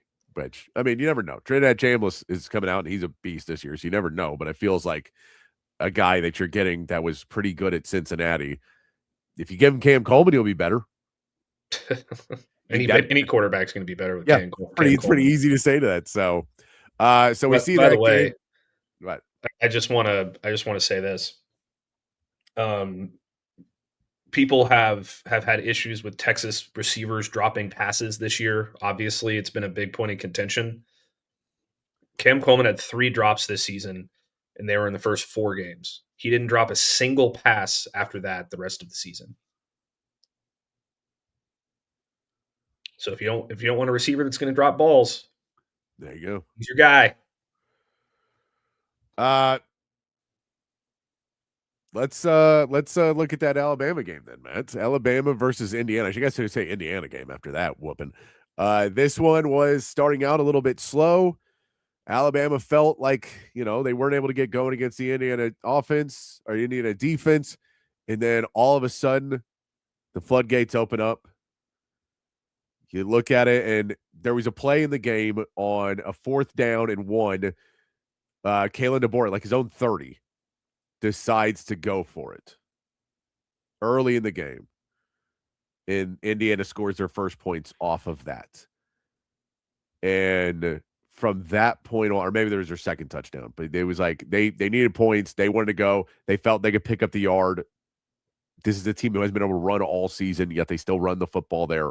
They don't get it, and that just felt like Alabama never got over that, and Indiana just took that momentum and ran the rest of the game. And you're watching, you go, if Alabama just settles down and figures it out and starts to play better, they did against Oklahoma. They were down and they came back. Indiana just did not allow that to happen. They've been really good at this year of maintaining momentum and playing straight through with confidence and with poise. We say if you watch this Indiana team, there's a lot of 4th and 5th year players on this roster. There's a lot of guys with playing time under their belt, and they don't make those simple mistakes a lot of times of getting a dumb penalty or maybe missing a snap or being in the wrong position and the play falls apart. You just don't see that as much with them. And so they couldn't run the football, and they benched Ty Simpson. Ty Simpson is a Heisman favorite at one point in this season, gets benched for Austin Mack. After going 12 for 16, he just couldn't get it downfield. And so they think they're going to put in somebody else, and Austin Mack comes in and doesn't do a ton either. He's 11 of 16 for 103 yards. Neither one of them necessarily was any better than the other, but a bold move to bench your quarterback in the game when he wasn't necessarily playing awful football. Yeah, I was wondering if he was hurt, if he got hurt when he took that big hit and fumbled. Maybe that had something to do with it. I thought Austin Mack looked really good on that first drive. I was really impressed with him, but then nothing really happened with him for the rest of the game. Alabama, this is why I have an issue with the way the college football playoff rankings ended up. Alabama and Oklahoma had no business being in the playoff. Both of those teams are ass. Straight up ass. They're really good at one or two things, particularly Oklahoma. Oklahoma has really good defense, but their offense is atrocious. Alabama, I really don't think was good at anything down this stretch of the season, except for Ty Simpson pulling stuff out of his ass and making great plays to win games late. They got in Oklahoma's and John Mateer's head in that playoff game, which, credit to them for doing that. But neither of those teams were playoff teams. Yeah. And now it seems like Vanderbilt wasn't a playoff team either because they just got run over by Iowa. I know it ended up being a close game, but, Diego Pavia coming out at one point in the fall and saying that you got to score 7 points to beat Iowa. And then Iowa goes out and puts up 34 on Vanderbilt. Gotta love that. Love it. It's been a rough road for some of these SEC teams in the playoffs. It's not the look that the SEC wants, but it is what happened. And you just saw some flawed teams across the board in Oklahoma and Alabama, and the similar problem that Texas had for a lot of the state. You couldn't run the football. If you can't run the football, it's really, really hard to win big football games. And we saw it for Texas this year, and we've definitely seen it for Alabama and Oklahoma. And that was Alabama played a better game against Oklahoma, but you can't run the football. Going to be hard to beat a team like Indiana. And then finally, Matt, rounded out the night. Probably the worst game. Nothing fun happened in that last game, right? It's nothing big in the Sugar Bowl. Ohio State knocking off Georgia to win 39-34. Just a crazy game. Yeah. Bandit, I think you're absolutely right, by the way. Is that the best college football playoff game we've seen this year? I think it is. I can't think of another one that was that exciting. No, I don't. I mean, that was an unbelievable football game. That's one of the best playoff games we've seen. Yeah, because I was trying to go through them in my head, but it wasn't Alabama, Oklahoma, it wasn't Miami, A&M, it wasn't clearly the other two in the first round, and then it's. I guess you could look at Miami, Ohio State is exciting. It's still a 10-point game. Yeah, I think this was more exciting. Yeah, I think this was more exciting than that. I was really scared heading into this game because I don't know how many people remember, but the first time these two teams played this year, Ole Miss did not force a Georgia punt one time. And Georgia didn't force an Ole Miss punt until the fourth quarter. So I expected Georgia to come out with a very similar game plan and try and run it down our throats and just control the clock. But credit to Pete Golding, man. He really made a lot of really good adjustments as the game went on as well, because Georgia was effective running the football early, and then he kind of shut that down as the game went on. The pass rush got really, really good. They were getting after Gunnar Stockton and really putting some good licks on him as well. That one that he got off that he just got absolutely crushed. I was like, there's no way he's not concussed. And he just got up and ran down and kept going because he's a tough ass dude. But Trinidad Chambliss, that was one of the best performances by a quarterback in a single game that I've seen in a really long time. The way that he was able to create with his legs and keep plays alive and then throw it on a rope, like absolute dots on the move while people are chasing him down to the sideline. It was unbelievable football. It really was. And the referees were atrocious. That game is probably not remotely the same game if, you get that face mask call from that they missed on Kwan Lacey. Yeah. Ole Miss probably holds the ball for another 2 or 3 minutes if they get that. If they at least get one more first down, they're able to work some more clock. But I knew this was going to happen too, man. I knew this was going to happen. Ole Miss got up 10 with like 8 minutes left to go or something like that. Yes. And then I started getting text messages from my brother. They're going to do it. From, some of my other friends, like, I can't believe we're going to beat Georgia, like all this stuff. And I'm like, guys, stop. You're going to jinx it. And damn near if they didn't, man. Like, it was so close. If it wasn't for Trinidad hitting 3 of the best plays that I've ever seen in that football game, I don't know how Ole Miss survives that one. And then the refs giving Georgia another chance at the end of that game, like, you just kind of felt like something crazy was going to happen. The way that it just kept going on and on and on. Yeah. Like, I'm really. Oh, and how about the Ole Miss defensive tackle? I can't remember which one it was. It was one of their 2 defensive tackles. I think it was 51 coming out and just flaming Lane Kiffin after the game. Did you hear his quote? Yeah. I mean, it was troll. He was like, he's a troll, and yeah, it's like love that stuff.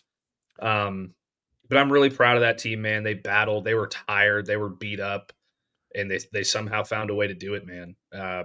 Credit to them. And it's very rare that you see Georgia make mistakes that lose them football games. But the fumble by Gunnar Stockton was one of them on that 4th down. And then, that when they tried to go for it on that last 4th down, it didn't work out for them. Like all of that stuff, like, that doesn't happen to Georgia very often. So it was really nice to be on the opposite end of that for a change. You know what I mean? Especially like in the first half, because it just really felt like Ole Miss was playing well, but they were just doing these things that were beating themselves, like the drops and the fumble return for a touchdown and not getting out of bounds at late in the first half and the clock running out and that mismanagement of the clock when they could have had a field goal, all that stuff. But it worked out, man. It really did. And I couldn't be happier. And speaking of jinxing it, by the way, I got home from my buddy's house from watching that game, and I immediately hopped on United.com, and I was like, I wonder what tickets to Miami look like right now. I was like, no, I can't do it. I can't buy one. That would be the ultimate jinx.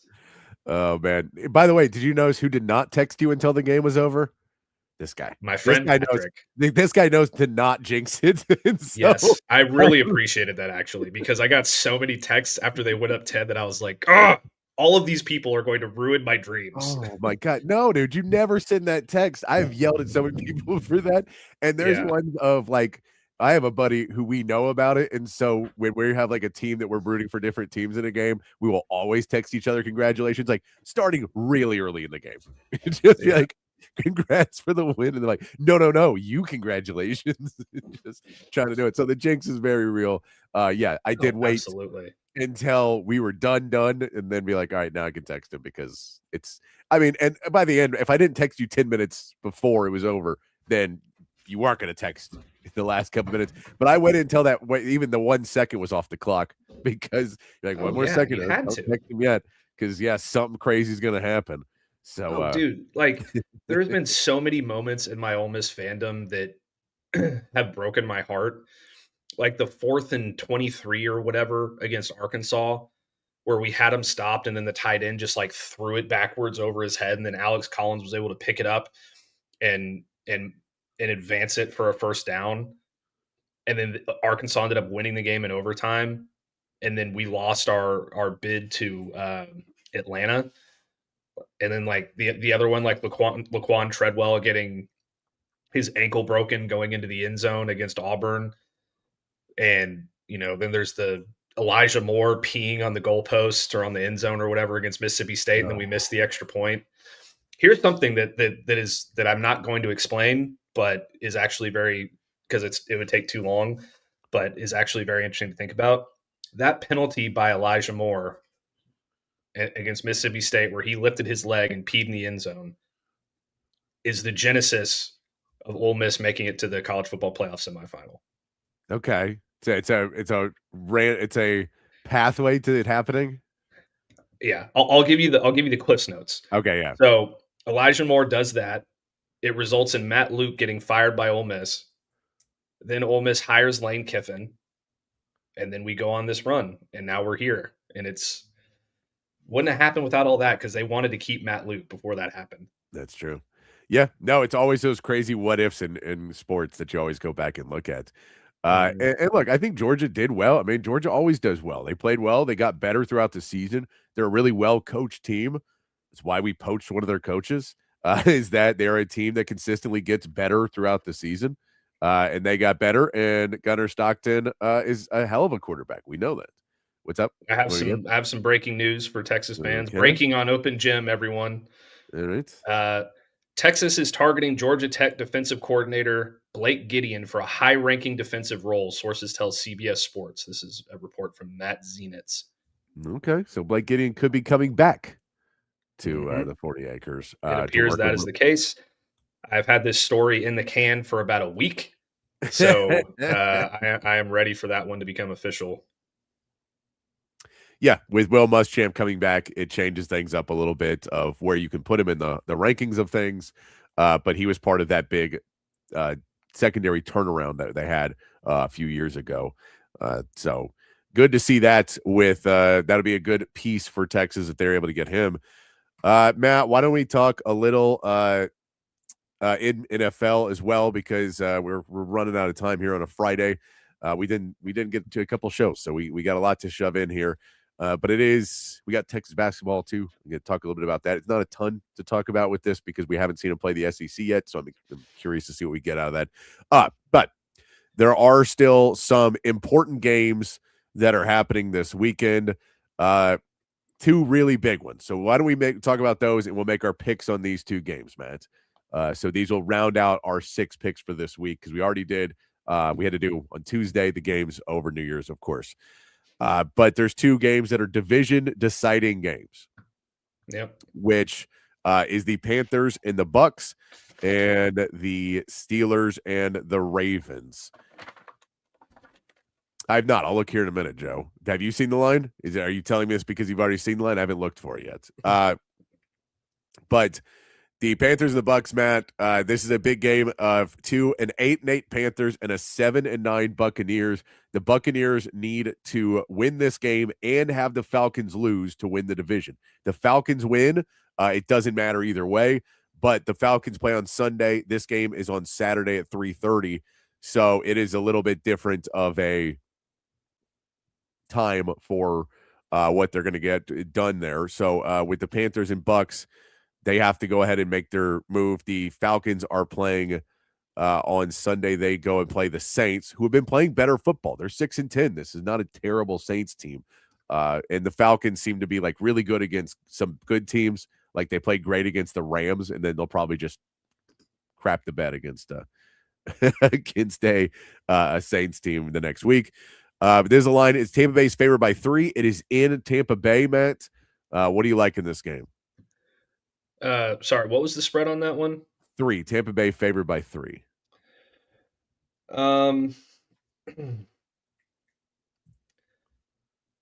Both of these teams are extremely flawed. So I really don't know which way to go here. I feel like Tampa Bay has just been imploding though. So I'm going to go with the Panthers here. I don't have any faith that Tampa Bay can figure it out. Just the games that they've lost recently have been very head scratching. So I think that that's probably going to continue. Yeah. I mean, it does feel like, especially with the Buccaneers favored in this game, I know that this could be a Buccaneers somehow pull it out and, we all laugh, but I think we're seeing more and more the offensive coordinators, and they had a ton of injuries this year, but you look at the turnaround in Carolina the last couple of years, they're finally getting some things going right. That's Dave Canales, offensive coordinator from Tampa Bay. And then you look at the Jags, who are playing really good football right now.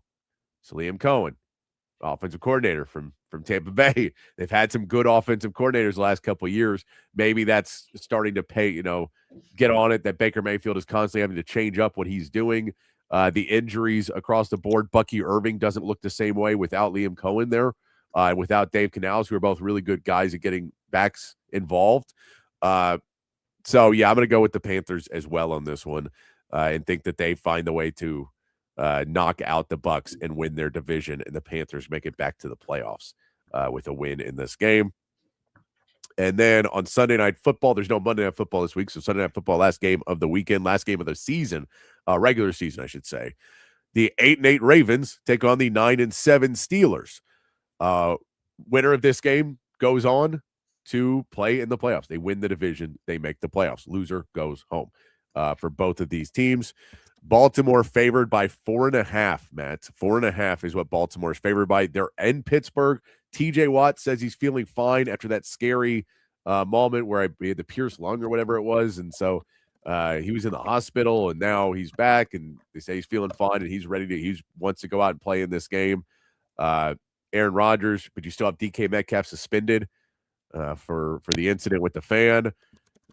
So people believe the Ravens have been playing good enough football now that they're going to be able to handle this. Does Lamar Jackson make it back in the playoffs? Or do we have a playoff with no Lamar Jackson, no Joe Burrow, no Pat Mahomes? Just all those guys are not, all your top-level running quarterbacks that you think about are not going to be in it. Or, do we lose Aaron Rodgers, and maybe Aaron Rodgers gets embarrassed again one more time, and the Steelers can finally fire Mike Tomlin like they've wanted to do for years? Just because I want to speak that scenario into existence, I'm going to take the Ravens. I'm tired of Aaron Rodgers. I'm tired of the Mike Tomlin saga in Pittsburgh. And it just feels like Lamar Jackson coming back is going to be a big deal. I don't feel great about it, but I'm just going to go with the Ravens. I'm going to go with the Steelers. I really don't think, and I think if DK Metcalf was back, I'd probably be a little bit closer on that. But 4.5 points, I'm going to take the 4.5 points, and I'm also going to say Mike Tomlin finds a way, man. As much as they don't want him to, Mike Tomlin finds a way. He's really, really good in those divisional games and close games. He's just really good at it, and I will say that they find a way to somehow win this game and make it to the playoffs, and Pittsburgh has to go, dang it, we're going to lose in the first round, but we had a winning season again and won the division, so we can't fire our coach. Oh, man. So I'm going to go with the Steelers on that one. I think I'm still behind you, so I have to catch up somehow in this. What was this one again? 4.5. Baltimore favored by 4.5. Okay. So there's a couple of picks. We'll also be paying attention. The Cowboys take on the Giants. It is a mostly meaningless game for both teams. It does feel like Jaden Blue is going to play a lot more in that game. The injury report for the Cowboys is they're arresting a lot of players that are kind of banged up. No sense getting them injured in the last game. So it does feel like Jaden Blue, I think Javonte Williams and some others are going to be out for this. So it does look like this could be a Jaden Blue chance for him to show if he can play in this game. But the big ones are going to be for the Texans watching. They have to play the Colts. They have passed. Phillip Rivers is now not there anymore. Riley Leonard will be the starting quarterback for the Colts against the Texans. Texans have to win this game and then hope for the miracle that somehow Jacksonville lets it slide through their fingers and loses to the Titans. The odds of it happening are pretty slim right now. Houston is a 10-point favorite in their game. People believe they're going to do well in that game, but the Jags are a 13.5-point favorite. This is be very difficult for the Jags to be able to give it up to a 3-13 Titans team who's, Cam Ward's playing decent. Cam Ward had some plays in the last game that were just nuts. He's playing decent, but they just don't have a lot else there. Yeah, I don't think that there's a realistic scenario there, but I sure am pulling for the Titans. I can tell you that. I can't stand whatever this Jags football team is. It just annoys me that they're good and that they're playing well. And I really am like, the Texans are going to be my team in the playoffs. That's who I'm going to cheer for outside of the Rams, of course. Yeah. So I'm hoping for a Rams-Texans Super Bowl, and whatever makes that easier for the Texans is what I want. It just doesn't seem very realistic. And then if we look over at a couple other games that are kind of interesting right now, it is the Dolphins-Patriots is only interesting because the Patriots trying to hold on. Drake May's MVP conversation. What do you do in that game? Do you feel good about it? And, of course, Quinn Ewers, after having a really good game last week, what does Quinn Ewers do in this game? So I'm kind of interested to watch that one. And then also, if you look over, Chargers-Broncos is a big seeding game as well. As you watch that, that one matters for our seeding as we go in to the final games of the season. Just some exciting stuff. Lions and Bears. Can the Bears continue to get better and better with what they're doing? I just think there's a lot of interesting games, but we're going to see how many people go off on these, figure it out. And the Rams, they're playing the Cardinals, but this is Matt Stafford. Can he come back and erase the memories of Monday Night Football and get back in the conversation to be an MVP candidate again, or the MVP favorite? Sorry, still a candidate favorite again. Yeah, I think he's going to bounce back in a really big way. Typically, when he plays poorly, he comes back the next week and plays really good football. And I still think he's going to win the MVP. I know that that Bill Simmons is out there with his Patriots hat on, trying to bang the drum for Drake May. But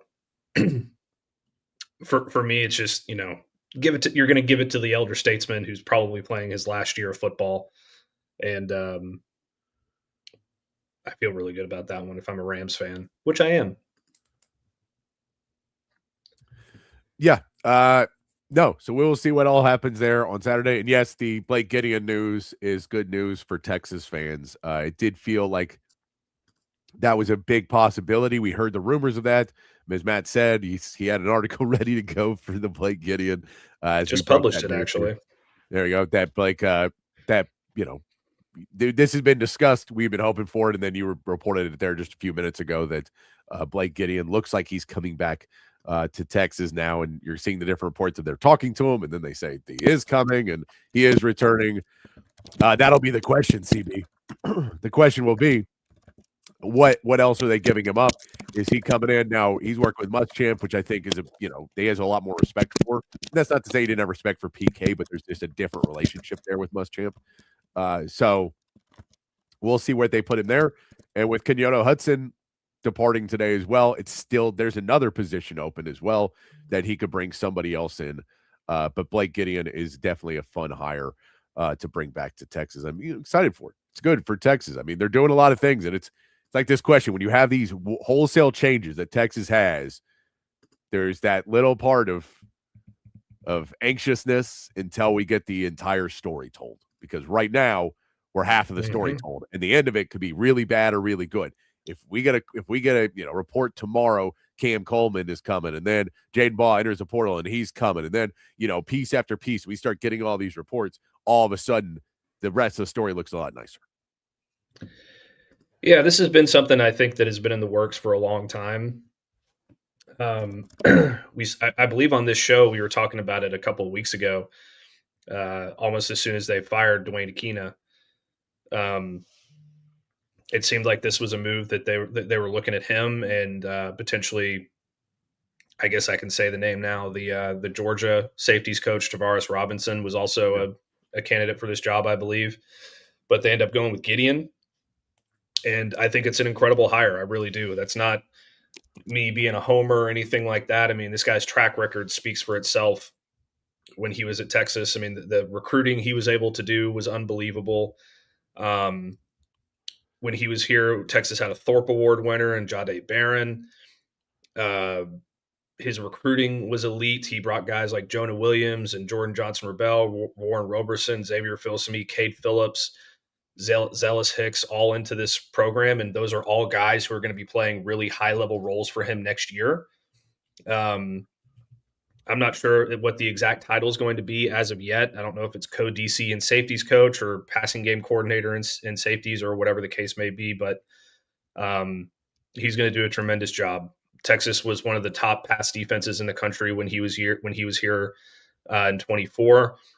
And yeah, you're right. I was just about to bring that up, CB. This just hammers home the fact to me a little bit more that Derek Williams might be coming back to Texas because he's getting his safeties coach back. He's getting Will Muschamp in here, and he's a tremendous fit for a Will Muschamp defense. So I think that the good news could continue to roll in based off of this hire, assuming that it goes through the way we expect it to. Yeah, good stuff there for Blake Gideon coming back to Texas. Looking forward to hearing more about that story and as it goes. We're going to take our second break, though, real quick. We come back, we'll talk a little Texas basketball, hit our meathead of the day, and wrap it up for the week as we continue on here on Open Gym on Texas Sports Unfiltered. Hi, I'm Hayden Covert. Welcome to Covert Buick GMC of Bee Cave, your home in the Hill Country for new and pre-owned Buick and GMC vehicles. With beautiful inventory arriving daily, including the GMC Yukon, Sierra 1500, and Buick Enclave, you'll be certain to find the perfect vehicle at an incredible deal. Our service department is also open for all your vehicle maintenance needs. Visit us today for a test drive. Covert, born and raised in Austin. We are professional grade. Altstadt Beer, the best beer that you can find all throughout the great state of Texas. Y'all know I've been a fan of Altstadt for years now, and if you try it, I think you will be too. If you've already tried it, you know exactly what I am talking about. Altstadt is brewed locally in Fredericksburg, but available all over the state of Texas. So if you're tuned in Austin, San Antonio, Dallas, Houston, it does not matter. You can find Altstadt at a local grocery store or liquor store. They've got a bunch of different brews, something for every beer drinker out there. The lager, the Kolsch, those are their two flagship beers, both award winners. They are fantastic. The Altstadt Light sacrifices on calories but does not sacrifice on the taste. They've got great pills, tons of great seasonals as well. I'm telling you, one sip and you won't go back to the other beers you've been drinking in the past. It is the official beer of BK. It should be the official beer of you as well. It's Altstadt Beer. No impurities, no regrets. Hey y'all, I'm Camille McKay. And I'm Tom McKay, owner of Audiovisual Consultations. The old man and I are here to give you your summer weather forecast. It's hot. That's right, kid. Which means it's time for pool parties, grilling burgers, and taking a beach vacation, right? Well, I don't know about a vacation, but Audiovisual brings more heat than any tropical destination. It was worth a shot. I'll settle for some outdoor speakers. You know, Audiovisual can do a lot more than that. We provide outdoor video screens, audio systems, landscape lighting, even solar shades for your patio to keep the Texas heat at bay. Well, I'm sold. Let's wrap this up. I'm ready to lounge on a floaty and listen to some smooth jazz. Well, that sounds wonderful, but some smooth reggae is the way to go this summer. Good thing we can listen to both with the Sonos sound system. I call dibs on the floaty, though. Peace out. Kid, wait a second. Give us a call at 512-255-8678 or visit us at avconsultations.com. That's 512-255-8678. Welcome back in here to Open Gym on Texas Sports Unfiltered, wrapping up on a Friday afternoon. Appreciate everybody hanging out with us, catching up after New Year's Eve and New Year's Day. Appreciate you guys hanging out with us here as we kick into 2026 here on Open Gym. Texas basketball game tomorrow. Start off SEC playmats. You're going up against Mississippi State. This is a game of two teams that are probably on the lower end of the SEC.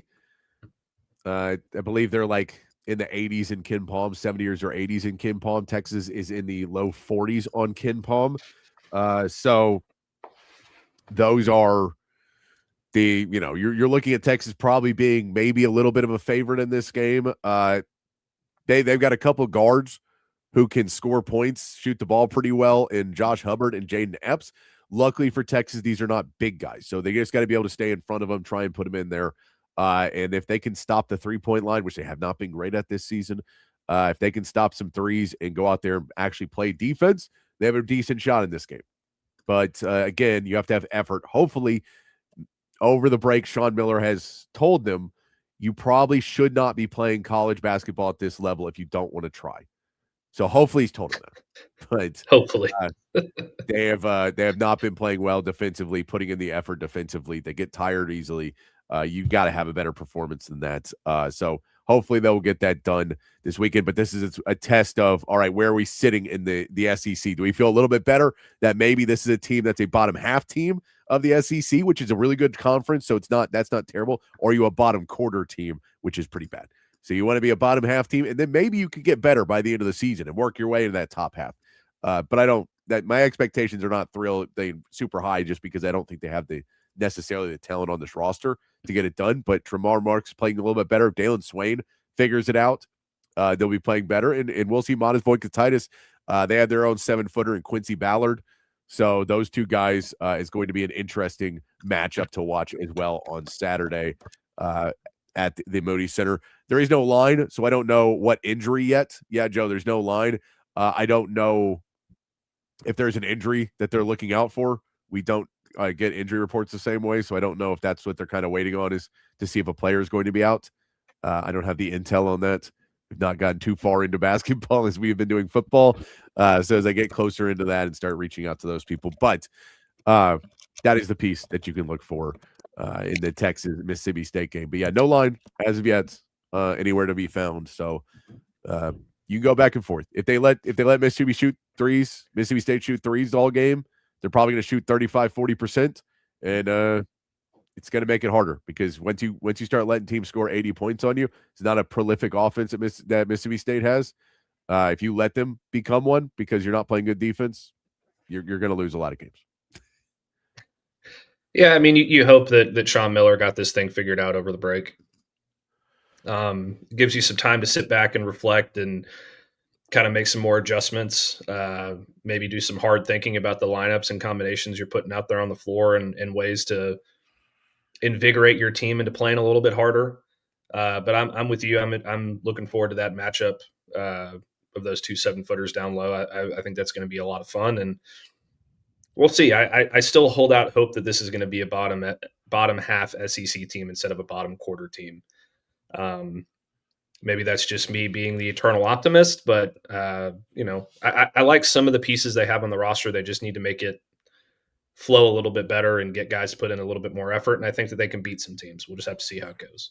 Yeah, we'll see. I know Chan is just thrilled to go watch Jordan Pope play again. I know it's Chan's favorite player, so I know he can't wait for that one. Let's get to our meathead of the day, and this is just for you, Matt. Justin Jefferson being asked about if how he feels about if JJ McCarthy should be the quarterback again next year. That's not my job. Of course, I would love for him to be here. Of course, I would love for him to be the quarterback, especially off of this year. I feel like he needs to show everybody and prove to everybody that he is that top-tier quarterback. So I would love to have him, and I love to work with him and show everybody he is that number one guy. But I feel like it starts in the offseason, starts that offseason work and building that connection, eliminating those habits that he had that we felt that hindered him throughout the season. So just working on those little bitty bits of his game, but he's still young. He still has learning to do and growing to do. So that's all part of the game. But it's up to me to require more from him and to work with him more. So there's Justin Jefferson. Not my place. Not my decision to make. And I hope he figures it out.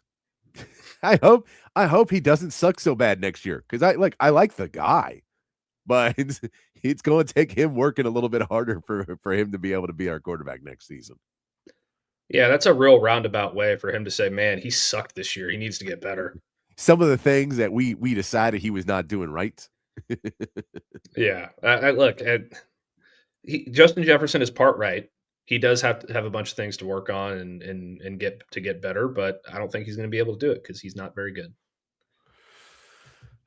just, I thought I'd throw that into you. Start the new year with some JJ McCarthy hate. Well, I know, you know what, man? It's been about the best 36 hours that I can possibly ask for.